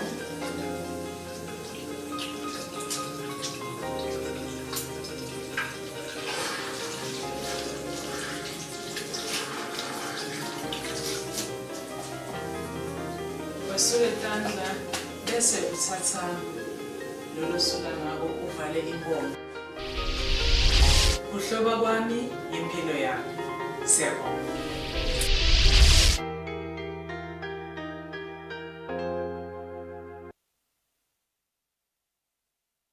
COVID-19 is an infectious disease caused by a new coronavirus introduced to humans for the first time. It is spread from person to person, mainly through the droplets produced when an infected person speaks, coughs, or sneezes. These droplets can land in the mouths or noses of people who are nearby. These droplets are too heavy to travel far in the air. They only travel approximately 1 meter and quickly settle on surfaces. This is the reason person-to-person spread is happening mainly between close contacts. The exact time that the virus can survive on surfaces is not yet known. So it is wise to clean surfaces regularly, particularly in the vicinity of people infected with COVID-19. Hands touch many surfaces, which can be contaminated with the virus. You should therefore avoid touching your eyes, nose, or mouth, since contaminated hands can transfer the virus from the surface to yourself. When coughing or sneezing, cover your mouth and nose with the bend of your elbow or use a disposable tissue. If a tissue is used, discard it immediately into a closed bin. The most effective way to prevent the spread of the new coronavirus is to clean your hands frequently with an alcohol-based hand rub or soap and water. This will eliminate the virus if it is on your hands. Stay healthy and prevent the spread of COVID-19. The basic protective measures against the new coronavirus. Wash your hands frequently and thoroughly with soap and water or use alcohol-based hand rub. Maintain social distancing. Maintain at least 1 meter distance between yourself and anyone who is coughing or sneezing. Avoid touching eyes, nose, and mouth. Hands touch many surfaces and can pick viruses. Once contaminated, hands can transfer the virus to your eyes, nose, or mouth. From there, the virus can enter your body and make you sick. Practice respiratory hygiene. Make sure you and the people around you follow good respiratory hygiene. This means covering your mouth and nose with your bent elbow or tissue when you cough or sneeze. Dispose the used tissue immediately.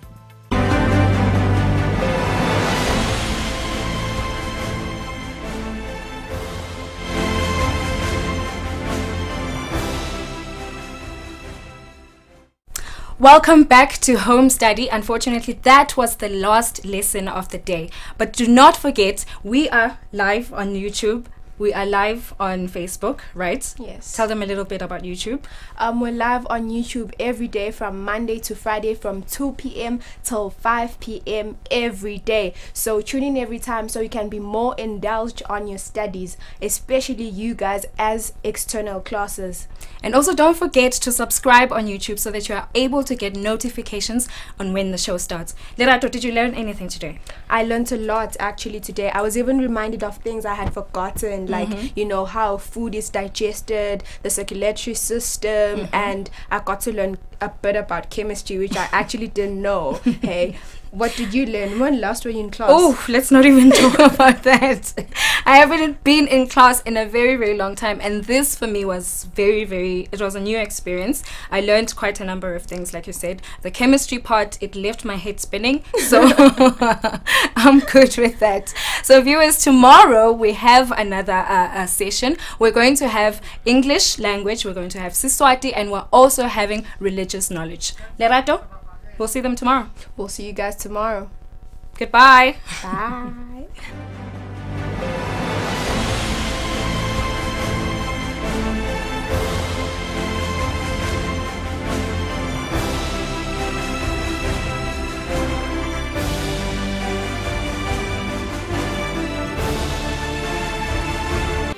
Nine bekunene.